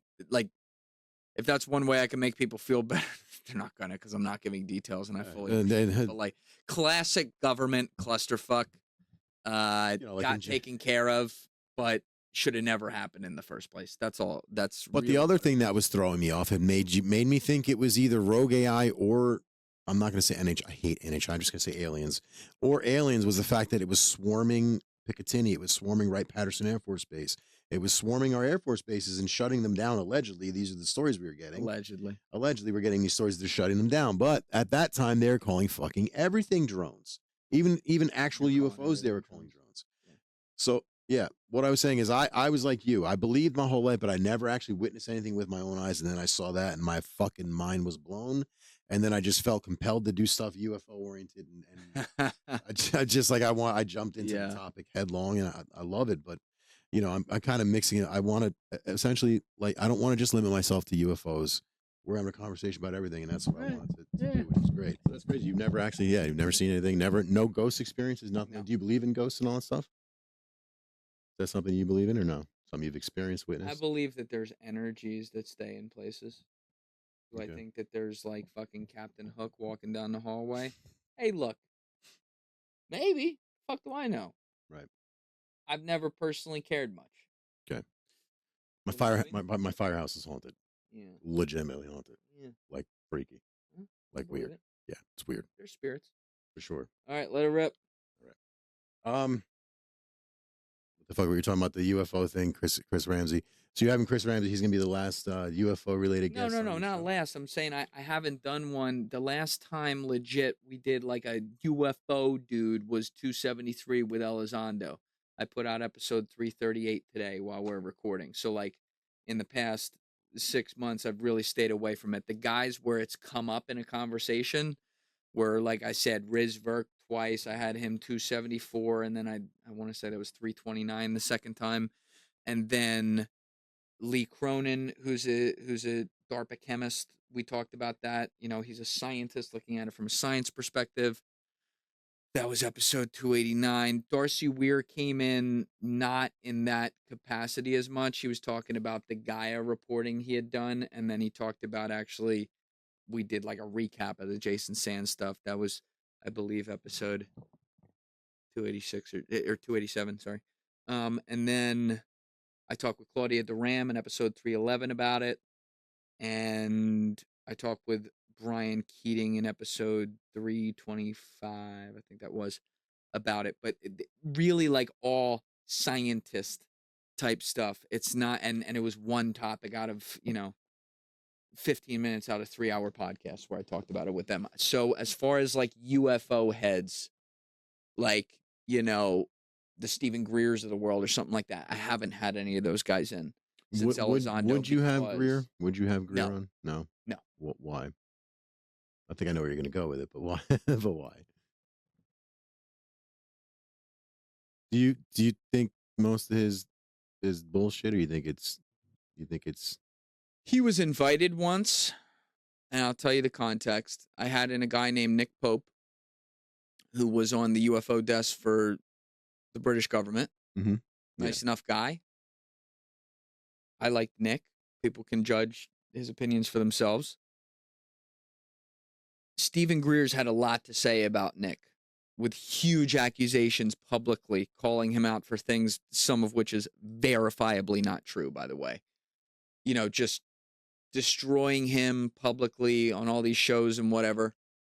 And I don't fuck with that unless you go do it to their face. If you do it to their face, hey, all right, cool. That's good. So you set it up like, all right. So at the end of my podcast with Nick, at the very end, that was episode 179. At the very end, I asked him about Greer, and he was typical, like, gentleman British guy about it. He goes, well, he doesn't like me very much, but, and, he was like, it's like, he makes some claims about me. I don't know why he does that. And so a few months later, I called Nick, and I said, Nick, and Stephen Greer was familiar with my show, because he was definitely familiar with my show. Fucking Julian Dorey, you have 1 million sub, probably, of course. But I didn't at the time. I probably had like 600,000 at the time. This is spring 2024. Oh, that's all. But I had Sean Ryan on my show. He had been in there with Sean a couple times. He was very familiar with one of my best friends, Danny Jones. So I had James Fox on the show. Those episodes went crazy. So he probably knew my show. I can't say that for sure. But I call up Nick because I don't like when people do that to other people. But I'm like, all right, if Nick really is still a spy, which is possible, he worked for the fucking British government, I'm open to that. Right. The claims, to be clear, that Greer was making went well beyond that, by the way. I'm like, fine, let's get him in the room together. So I call up Nick. I go, Nick, if I got Stephen Greer here, would you come here and do it with him to address the claims against you? He goes, absolutely. Tell me place. Tell me when. Like, right away. I was Say like, when, bitch. I love that. I was like, I love that. Say all when. right, great. So I'm like, Nick, you understand, I'm going to be a moderator, and like the truth will be where it lands with people. I'm not going to sit here and like help you out. It's going to be even. And he's like, no problem. Yeah, I'll come in and do it. I'm like, okay, great. So I contact Stephen Greer's people, and they sent me back an email that said something along the lines of, unfortunately, Stephen is not going to have time to do this podcast now or at any point in the future, which means he's not going to do it. No, I understand. So that's like a kind of a go fuck yourself. I don't fuck with people who do that. Right. And I don't usually talk about people publicly especially people that I don't personally know. I stay away from that. I got no problem saying that about this guy, because if you write checks that your ass can't cash, then you shouldn't be writing checks, malaka. Like that's what it is. And that's how I feel. So yeah, you know, if he wanted to come on with Nick Pope, I would do that. Okay. Yeah, that offer would still stand. Yeah. Is what's the wildest rabbit hole you've gone down preparing for an interview? Like, what do you do for prep for an interview? You actually deep dive for the interview? No. You wing it? What do you do? No, I wing them. It's a very rare one that I prepare. It's like I can count on one hand the ones I prepared. What I do, I don't, you know, people do it all different ways, and like different ways work, and that's what makes shows great. You do what works for you. My friend Dalton Fisher does insane preparations for his guests and does an amazing job and asks incredible questions. You know what I mean? Like, that's not me. Mine is like a pure conversation. I like it real. But I do have one thing that helps a lot that I'm grateful for, which is I have a photographic memory. So great. I can pull things. So I have a production list before a guest comes in, right? Like, turn the light on, make sure the volume is on this or whatever. Like, me and my producer Joe go through everything. That, you know, double check it all before we hit the cameras and go on, so we don't have to think about it. And so, you know, half hour before the guest gets there or something, let's use Chris Ramsey as an example because he's going to be coming in, right? Okay. I'll be like, okay, who do I got coming in? Chris Ramsey. Great. All right, so Chris Ramsey. I'll type in Chris Ramsey. I'm just typing these words on my doc. Then I'll type aliens, UFOs, history since World War II, orbs, drones, December, and I'll think of 20 more terms, something like that, just exactly along the themes of what you just said. Like, I'll think of some stuff like Danny Sheehan claims S4, shit like that, and I'll just have these pump in my head, and then it's like thematically my brain has now switched into where that person's world is. This is when I have like an expert coming in on I got topic, right? When I'm just talking, like when I have Enzo Amore coming in, there's not really anything to write in there. We're going to be bullshitting and having fun. He's a WWE star. He's interested in cool shit. We're just going to go. Right. But like Ramsey is an expert in alien history. So I'm like, let me just get these terms in my head. Got it. And then it's like thematically that's there. And then I start the conversation. And in my opinion, when I talk with people, they give me way too much credit for like knowing things or whatever. I don't. I start a conversation and I look at it like a river. Right? Like let's say we're going down the Amazon River. Let it flow. Right? I'm going to start it on the main part of the river, get them talking because whoever's sitting there, I invited here and I'm genuinely interested in having them. Mm-hmm. And then based on what they're saying, my curiosity gets spiked and we create estuaries off that, which create estuaries off that. And it goes all like this and it works and it's live and that's what it is. And then if we get to a point, you know, 100 minutes into the conversation where we've kind of beat the shit out of a loop and suddenly like there's a moment where I can totally shift it. And you know, this happens probably 3 times on average a podcast. Mm-hmm. I may in my head have that like thought of like, remember I typed in Danny Sheehan S4? You know, Chris, I had Danny Sheehan in here for episodes 245 and 246. He was talking about down at S4 with like, and now it's just there. Like that's how I do it, you know? So it's worked really well, but I will say, without saying what it is, because I'm going to keep this one tight till we drop it. There's a podcast I'm looking at doing where I'd be a moderator, which is not Greer and Pope, by the way, though I would do that one, you know, that we're looking at doing later this fall. That is on a really tough topic. And that one I will absolutely prepare for. Dope. Like, and also this needs to be said as well. Let's say like my friend Joby Warwick, who's come in a few times, right? Mm-hmm. Pulitzer Prize winner. I've read his books. Okay. I'm a fan. That's preparation. Yeah. You know what I mean? No, so like, I'm a book reader too. Yeah. Like if I bring in Tommy G, I've watched his videos. I'm a fan. Mm-hmm. Like that was my boy, and he's my boy now. But like I was a fan of him. So like that's preparation. So in those respects, yeah, you're prepared in that way. But do I sit down and compile questions or have a goal of what I want to get out of it? No, my brain. I'm a creative. My brain doesn't work like that. So I use ChatGPT to come up with some questions, and then I just let you go. I was going to say I haven't even really seen you look at it. I haven't been. You've been rolling. Yeah, I haven't. So been. like it's most of my shit is ad lib, but I wanted to be prepared. You're like the biggest person I've had in here besides that dude Chaos Moogle's a friend of mine on YouTube. He's got a big. He shows. Have you seen him? I don't think so. He's funny as shit. He just does video. He's real funny. I'll send you. Well, you probably don't have time. I'll take a look. Yeah. All right. He's got 500,000. He's a Spanish dude, Latino dude. He shows like a lot of alien videos online. And what do you guys think? He's just funny, but he's real cool. But for his stuff, I like doing that with his stuff. So that's it. I try not to like, yeah. For bigger dude, I want to, I will say this, especially as but I didn't even look at them. As we grow and I get more help, and because like me recording the podcast, I put out 2 episodes a week on average, right? That's about 6 hours. If you take into account the full recordings that happen there, it's about 8-9 hours a time.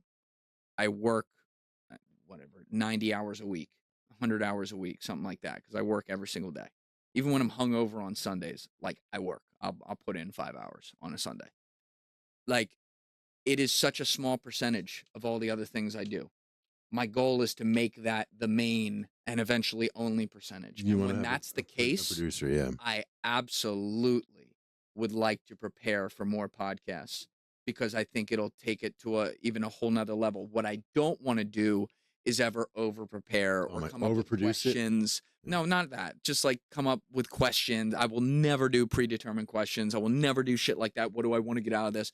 Just like from perspective of like when I have someone in who's got a book coming out, I can actually read the book before they come in. Right. Or something like that. Yeah. Like I want to be able to do that. I think that will help the show. I've been very lucky to make it work the way I've made it work to this point. But you want to improve. There's so much room for improvement in fucking everything I do. So we just got to keep leveling up. How do you find your guests? Do they reach out to you? Or? So random, bro. Most of the people that don't reach out, because like the average reach out I get is like, no.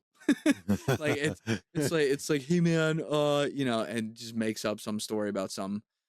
But once in a while, like I got one the other day, I was like, ooh, all right, cool. Yeah, I'm interested in that. That sounds great. You've had the cartel shit on there that I saw. I'd be kind of nervous touching that, bro. The cartels, they don't fuck around, dude. They don't fuck around. You don't worry about doing that? They don't, but I don't think we've really taken. I don't think those are good podcasts. They've been a lot of fun to do, informative. They talk about some tough things. They got good views too. But a lot of them, I don't think we reinvented the wheel or talked about stuff that's not being talked about in other places. The one I recently did with Kat Schultz did. But that also, she went then on a lot of podcasts and discussed it. So that's what I mean. Once something gets out in the ether, it wasn't exclusive. They don't care about the medium. What they do care about is the voice. And like I worry about Kat going down to Mexico and stuff because like, she's getting to some stories that are not. Yeah. So like, yes. Do I worry about the Eds and, the John Norrises even who report on stuff on this side of the border vis-a-vis the cartels and the Kat Schultzes and stuff? Do I worry about their safety? Yeah, I do. Even Ed Calderon, who's the fucking veteran and so well known on like, you never know. But like, yeah, I mean, when you're going on a bunch of shows and stuff, I guess I never say never, but I don't think the cartel. That'd be too much whack-a-mole for them. There's a limited number of bilingual journalists who go across the border and back and tell the story. Right. That's far. Right. That's where I worry. But then I had on Johnny Mitchell who goes back and forth a bunch. It's like, bro, it's perfectly fine. Yeah. Maybe. I don't know. This is crazy. But balls of steel. Absolute balls of steel. Yeah, that's fucking nuts. So is there any topic you won't touch? There's not a topic you won't touch at all? Nothing you won't broach down? Or is there anything you jumped down a rabbit hole, you've been like, what? And you've realized, holy shit, this when something's stupid. When something, when I'm like, this is just insane. Like, this isn't real. I can't think of an example right now. But when you see something that's just like so stupid, yeah, like I won't do that. And what's your take on all this cancel culture bullshit coming from the right, as opposed to, obviously a couple months ago was the left. When the shoe's on the foot, the boot's on the throat. That's what I've always said. When people are political, they will always claim to stand for things, but when they have the opportunity to stand up for it, when they're in power, apply pressure. They won't. And I'm talking about the purely lost souls far on one end of the spectrum or the other, who are also in this day and age monetized to be far on one end of the spectrum. and the other, Yeah. or the other. And I think it's wrong. And, I've been disillusioned with the Democrats and Republicans for a long time, and my disillusionment only grows. Mm-hmm. It has never improved. Right. Really, at any point I can think of. And I've been someone who was liberal and conservative and liberal in my life, and I have, when you really look at my stances and have me break things down, I genuinely really do see things at the middle ground of how they are. I talk about it all the time because it is truth. But when you look at one of the universal laws of physics, for every action, there is an equal but opposite reaction, which creates equilibrium. And somewhere along the way, mankind convinced themselves that that does not apply to ideology, thought, and communication. I say otherwise. I think it does apply to it. And I think that there is an equilibrium to things. I think there is a way to say, hey, it could be a little bit of this and a little bit of that. Are there certain places where it's like it's more this way or it's more that way? Maybe. I'm not the judge of that, but I think I really do think we got to stop othering each other online, which is where it happens. Mm-hmm. And I hate the team of politics. They've turned politics into gladiator blood sport behind keyboards. Yeah. And I can't stand it. Like, if you notice, it's coming to real life too, though. It's if not even you just notice keyboards. on my show, the majority of the politics, quote unquote, that's covered is geopolitics. Mm-hmm. I don't really fuck with much domestic stuff because it's not. It causes too much. It's too much polarizing. Yeah, it's polarizing. It's not even interesting to me. Do I think we've had culture problems back and forth? Fuck yeah. I think woke culture was crazy. Yeah. I think the opposite of woke, is also probably going to be crazy. Yep. It's just math. It's just physics. Like, how about we just treat each other well? Right. And not police every fucking thing people say and not mistake, words for intention. Correct. There's just, it's stupid. We were canceling people for singing rap songs out loud. Right? Like, that's not racial intention. But if someone walks up to like a black person and drops a hard R in their face, okay, all right, yeah, there's intention there. Yeah, like a pirate, like har. Yeah, it's har me hearty, like, well, it's bro. It's not woke to say that. Right. Like, why are these two things so hard for people? Right, both of them can be the truth, right? And I've just seen society, because like in my job, part of my job is I watch society and I hear from people. I've had people from, I think, it's going to be 6 continents soon. They've been on my show. Great. Right? Like, I've had people from all over the country, all walks of life, genders, races, religion, whatever, you name it. Right? And it's only going to continue to get more wide-ranging as I go along here in episodes. And it's like, I've also lived through this whole time, and I watch how people react online, and then I observe how people react in the real world. Well, we just saw last week how people react in the real world over words. You had somebody murder somebody. It's crazy, but that's what I'm also saying. Sick. It's like that's where it takes it to the extreme and carries out into the real world. Mm-hmm. Most people, that's why you don't see someone getting shot every day. However, the precedent of Charlie Kirk getting shot for his ideas, assassinated, not shot, assassinated. Yes, that's what it was. For his ideas. Is not only disgusting, it's horrifying, because you are creating the worst potential, and I hope that this does not happen, copycat culture on that will affect everyone. And it is horrible. I'm convinced, and they just tried to do it, last year. I'm convinced Trump they're going to go after Trump. At some point, he's going to be next, or somebody on that, and it's not. Honestly, like, if someone actually got there, how would that... They tried to get to him twice. Like, how could... I mean, I guess there's ways, but... Yeah, but man, if security failed on him at this point, I mean, he's basically in a box everywhere he goes. It's as listen, that was as inside of a job in Butler as you could possibly be. In my opinion. We never heard about that guy. Right under the rug. Within when the fuck have you ever seen the FBI up on a roof with a hose, and they have teams for that? You don't see FBI agents cleaning fucking blood up within a couple of hours. Yeah, it was that was like, bro, what's going on? What are you guys doing? That whole thing was crazy. But yeah, I mean, to bring it back to the discourse conversation, we got to humanize each other again. Yes. And listen, there are people on the separate sides of the political aisles, on both sides, who are extremists. Yes. And there's no talking with them. No. But that also means you don't need to fucking throw gasoline on their fire because it makes you feel better. Listen, that's just how I look at it. It's like, chances are, if you're thinking in your head right now of things that are crazy, I think they're crazy too. You know, like the average person, I'm saying.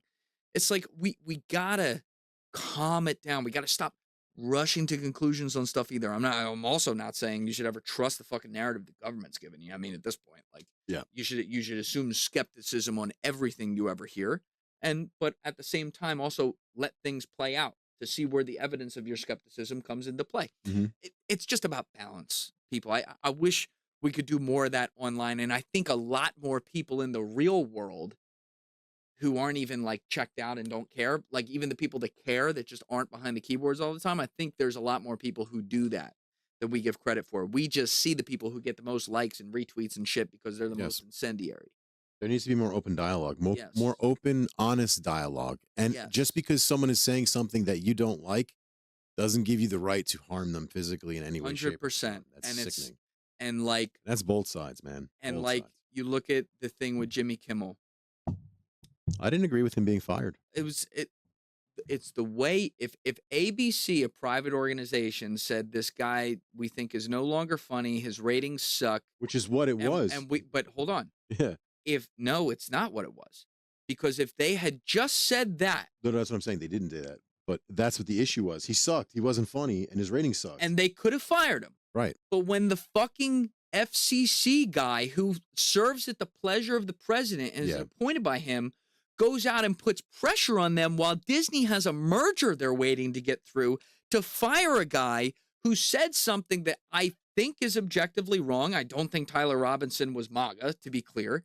But he said something that was a bad take, bad opinion that you subjectively are deciding was a bad take, bad opinion that, who knows, maybe one day they would come out and he actually did like Trump. I don't think that's the case. No. But I'm saying, to be clear, I do not think that's the case at all. Slightly. But when you are starting to police this and decide that from the fucking White House on down to then pressure people to get off TV, if you cannot see the precedent that sets, and shout out to all the people on the right side who did call this out, if you cannot see the precedent that sets, I can't fucking help you.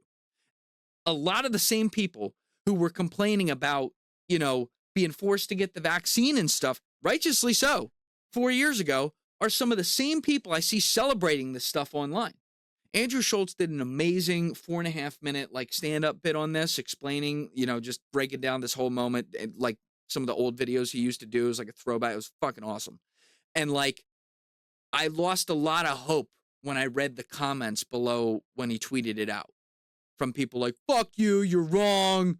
They have every right to go after him. And I'm like, oh, bro, this is like, you got to remember, when the conservatives started being the ones who were supporting free speech because they felt like their free speech was being they fucking canceled Trump on every platform while he was a sitting president. That was insane to me. Absolutely right about that. Insane to me. Not saying I am completely with them. They were right about that.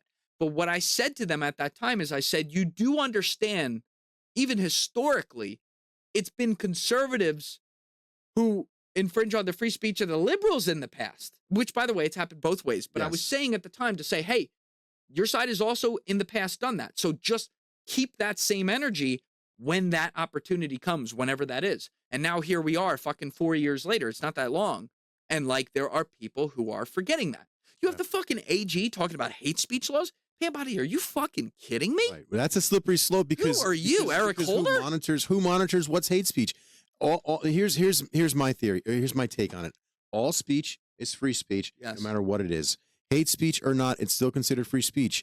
You have a right not to hear it. You have a right to walk away from it. You have a right to have an opinion on it. And that person has a right to say it. Whether it bothers you, hurts your feelings, makes you cry, makes your fucking vagina weak. I don't care, or leap. I don't care. It's free speech. You know, I'm not saying that anyone, like you said before, is going to go out just like a pirate screaming hard R's everywhere, because I think that's fucking completely wrong. But if Johnny Appleseed wants to do that, that's his prerogative. But sometimes it doesn't free you from the consequences of like someone coming and punching you in the mouth. You kind of deserve that, in my opinion, by dropping that word. Sure. You know? Absolutely. But that's your right to do it. But the problem is that the person who punched you is going to get arrested now because he's assaulted you. Well, yeah. I mean, and that's the thing that sucks. Yes. But I don't believe in policing free speech. I've always been a huge fan of stand-up, and I think stand-up is free speech in its purest form. One of my favorite comedians is Patrice O'Neill. God rest his soul. Yep. He was a huge free speech guy. So yeah, I don't want to be misheard. I'm agreeing with you. I don't want to be misheard on that. With free speech, you are correct. You're not supposed to go punch someone for saying something, and I would not advocate for that. I understand the impetus, like if someone comes up and says something racist to you or something, that you would want to do that. Of course, 100%. Yeah, unfortunately, this is why I say, and easy to say it from the armchair here, but free speech is painful. Yes. The alternative is far, far worse. When you start deciding one thing that's okay, you can suddenly then decide something that's slightly less incendiary, that's not okay, that's slight, and all the way down till you're deciding what everyone says. And now you can't say anything. And listen, you can't say, for example, bomb on an airplane because the context is different. It's not speech. It's an open threat that is putting people's lives into. That's different. But like, if you what was it? The ACLU, their first case was like defending a KKK rally or something, because it was, listen, unfortunately, that's horrible guys, and obviously the people of the ACLU didn't like the KKK, but they understood the implications of shutting down speech in the public square, where this was a situation where the KKK was not lynching someone or doing something like that. They were simply going to be marching. Obviously, completely don't support this, but no, not they at were all. going to be marching through the street, just talking. And like, as disgusting of human beings as they were, just talking is legal. And when you start to make any of it not legal, you will run into problems. Look and at the watching Trump defend this makes me fucking sick. You and me both. I completely called out, righteously so, the things that were done to him, the president, no less, at the time, right? And all the infringements on his speech. But Trump, and he says it, you just listen to how the guy, he's an eye for an eye guy. And unfortunately, there isn't someone around him to be like, sir, there's a bigger fucking picture here. Right. Wake the fuck up.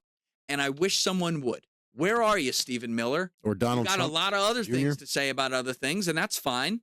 So say something about this. If you really believe in America and everything it stands for, and claim to be a constitutionalist, listen, I'm gonna disagree with you on a lot of policy things, but this is a layup. It's a layup. You cannot have the FCC pressuring someone to be suspended. Period. Nope. That's my take. I thought Kimmel's show was just ass, personally. He's terrible. But I didn't think he should be fired for He's terrible. He's not been funny in decades, and my friend is his cousin, and I've told him that. Your cousin sucks. Let them decide to fire him. Brian, your cousin sucks. He really let does. them decide to fire him. Don't but also ABC copped out because they could have fucking. I guess you didn't like that text. You all right? Are you okay? No. I just dropped the phone. It makes sense. They could have fucking like let him go the right way. You know what I mean? Not done it then. I thought that was completely stupid. It's okay. the whole thing smelled, and like I said, there were a lot of people on the right side who called it out, and I appreciated that a lot. Yeah, I was one of them. I'm more yelling at the ones who didn't, but there should be credit given. There were a lot of guys who called out and said this is wrong, but. Trump is going to do what he does, man. Like, and very fine things. Sometimes you're just going to see him dig into stuff, and it's like, dude, what are you doing?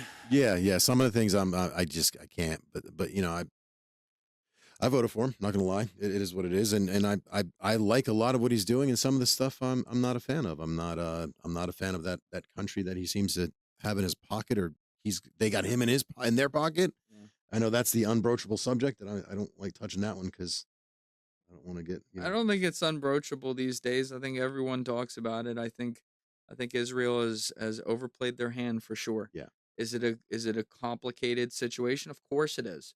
But like, we're also seeing the current events of what it is, and what they're carrying out in Gaza is wrong on a human level in every way. It has passed the point to where you absolutely can call it a genocide and an ethnic cleansing. If you don't believe that, just listen to the words of the people in the government. And that is the moment of a minority government that was elected by a minority number of people in Israel, and now it's time for the Israeli people to put a new leadership in there. But we also have righteous questions about Farah and about influence on our own politicians. That, by the way, and I've said this before, and people don't like hearing this, Israel is doing exactly what the system allows them to do, and they are looking to protect themselves, and they're looking to protect themselves with the most powerful country in the world, and we let them do it. Right. So instead of always just pointing the finger at them, which there's plenty of times to do that, by the way, I could go through a list of things. Yeah. How about we actually fix our own fucking house on shit like this? APEC's got to go. Instead, APEC can become FARA like everyone else. Like, I don't know why this is so hard. It's so stupid, but hey, common sense apparently doesn't win these days. And our senators and representatives should not be having citizenship in a foreign nation. I think that's absolutely batshit crazy. I would get behind a rule because there's I believe there's multiple who have multiple different countries as well. I would get behind a rule that if you're going to serve at the congressional or senatorial level or executive level of the federal government, you can only be a citizen of America. I would get behind that rule, I think. I need to think. I haven't thought about that one hard enough. I need to think about that more. But like off the top of my head, I would get behind that rule. Yeah, like, I don't think Brian Mast, an elected representative of a congressional district in Florida, should be wearing an IDF uniform onto the floor. Now, do I appreciate that Brian Mast served in the U.S. military and lost his legs fighting for America? Yeah, I appreciate that. Like, that's a brave thing. But then he also, like, I don't even remember the full history, but like, he served with them and he wears a foreign. Listen, dude, I'd have a problem if it were a British uniform or like some close ally. I don't give a fuck who it is. If it's Canada, like, you're in America, you're serving American people. Wear a fucking American suit. I don't know. I don't even care if it's made in China, bro. Like, wear something that doesn't. I'm right there with you. I'm very pro America, very America first guy. It's stupid. Which is one of the things that I liked about Trump was he's America first. I think that's huge. I think that's what's been needed for the last 40 years as far as a president. We haven't had a president that's been this pro-America. But yeah, I don't like the anti-American sentiment and fucking covering another country and serving. Nope. And that other 50 states of Israel thing, that blew my mind. Did you see that picture? It was 50 states, one Israel or something? Yeah, where they were all visiting. It's just dumb. Yeah. It feels like, sometimes it feels like they're just doing it to create memes. It's like if I were on the PR team at Israel right now, if I were brought in to be on that team, I would go to whoever runs that team and say, you need to fire everybody. Like the lack of reading the room going on in that department has been comical for a long time now. It's like they do things that just do not help their cause. Not only do they not help their cause, they continue to dig themselves a deeper hole with everyone around the world. And, this is already a horrible situation over there. Yeah. I fear it getting far worse for everyone. And I hope that doesn't happen. But like, their lack of self-awareness is contributing to that fear. Right. Yeah. I don't think they care. I think they're going to do what they want to do, and that's going to be it. But at the end of the day, we got to get term limits in there for our people. Term limits is huge as well. I think that needs to be never going to happen. Yeah, I know, because they're the ones. I want it to. It's never. Yeah, they're the ones voting. Like, of all the executive actions, all executive orders to sign, I'm not sure that could be one that you could. That would be the most important is term limits, because it stopped these politicians from becoming masters. You see it in Jersey. You see their names everywhere in Jersey. Same people. DiVincenzo, these guys at Cody's, they all own everything. Same thing. It's crazy. Yep. I agree 100%. I think a certain type, especially today, in today's era, a certain type of person wants to be a politician, and it's not the type of person I want to spend time around. I agree with you. I think when you put your hope in a politician, something's gone very wrong in your life at this point. I wouldn't have said that maybe a decade ago. But at this point, when you're like, this person, they get me. No, they don't. Usually I do not like generalizing things at all. Mm-hmm. when it comes to politicians, that's one place where I will break that rule and know I'm breaking it when I'm talking about it and be like, yeah, I'm all right with that. Do you watch much news stations? 'Cause I don't watch a single. I used to. I don't. I used to watch everything just to see what it was. Now the best I do is I'll see the clips from MSNBC, Fox News, CNN come in the feed, and that's it. I can't tell you the last time I used to. I can't tell you the last time I turned on the TV and said, all right, let's have CNN on for an hour. Let's have Fox on for an hour and just kind of see what they're saying. I haven't done that in a while. It's Operation Mockingbird. You're watching that shit in real time. You're watching the government's nonsense being spewed. Yep. I mean, thank you so much for coming. This was fucking amazing. I can't appreciate this more. Dude, of course. I thank you. Everything you said was amazing. I'm gonna have it edited, have it up pretty soon over the next couple of days, probably. Love it. You were outstanding. Thank you for having me, man. This is a really, really cool studio you have right here. I love the story with you and your son, like the father-son thing as well. That's awesome. Thank you. I know it's different. I know it's not like usually you probably walk into like well-lit rooms. The whole concept is we're in an arcade. No, this is cool. This is like, it's like laid back. It's its own thing. I've never been in something. These like are this. low light cameras, so they're pretty good. Yeah, I see the lighting. It looks awesome. Yep. All right. Thanks for having me, Vito. Thank you so much, brother. Thank you.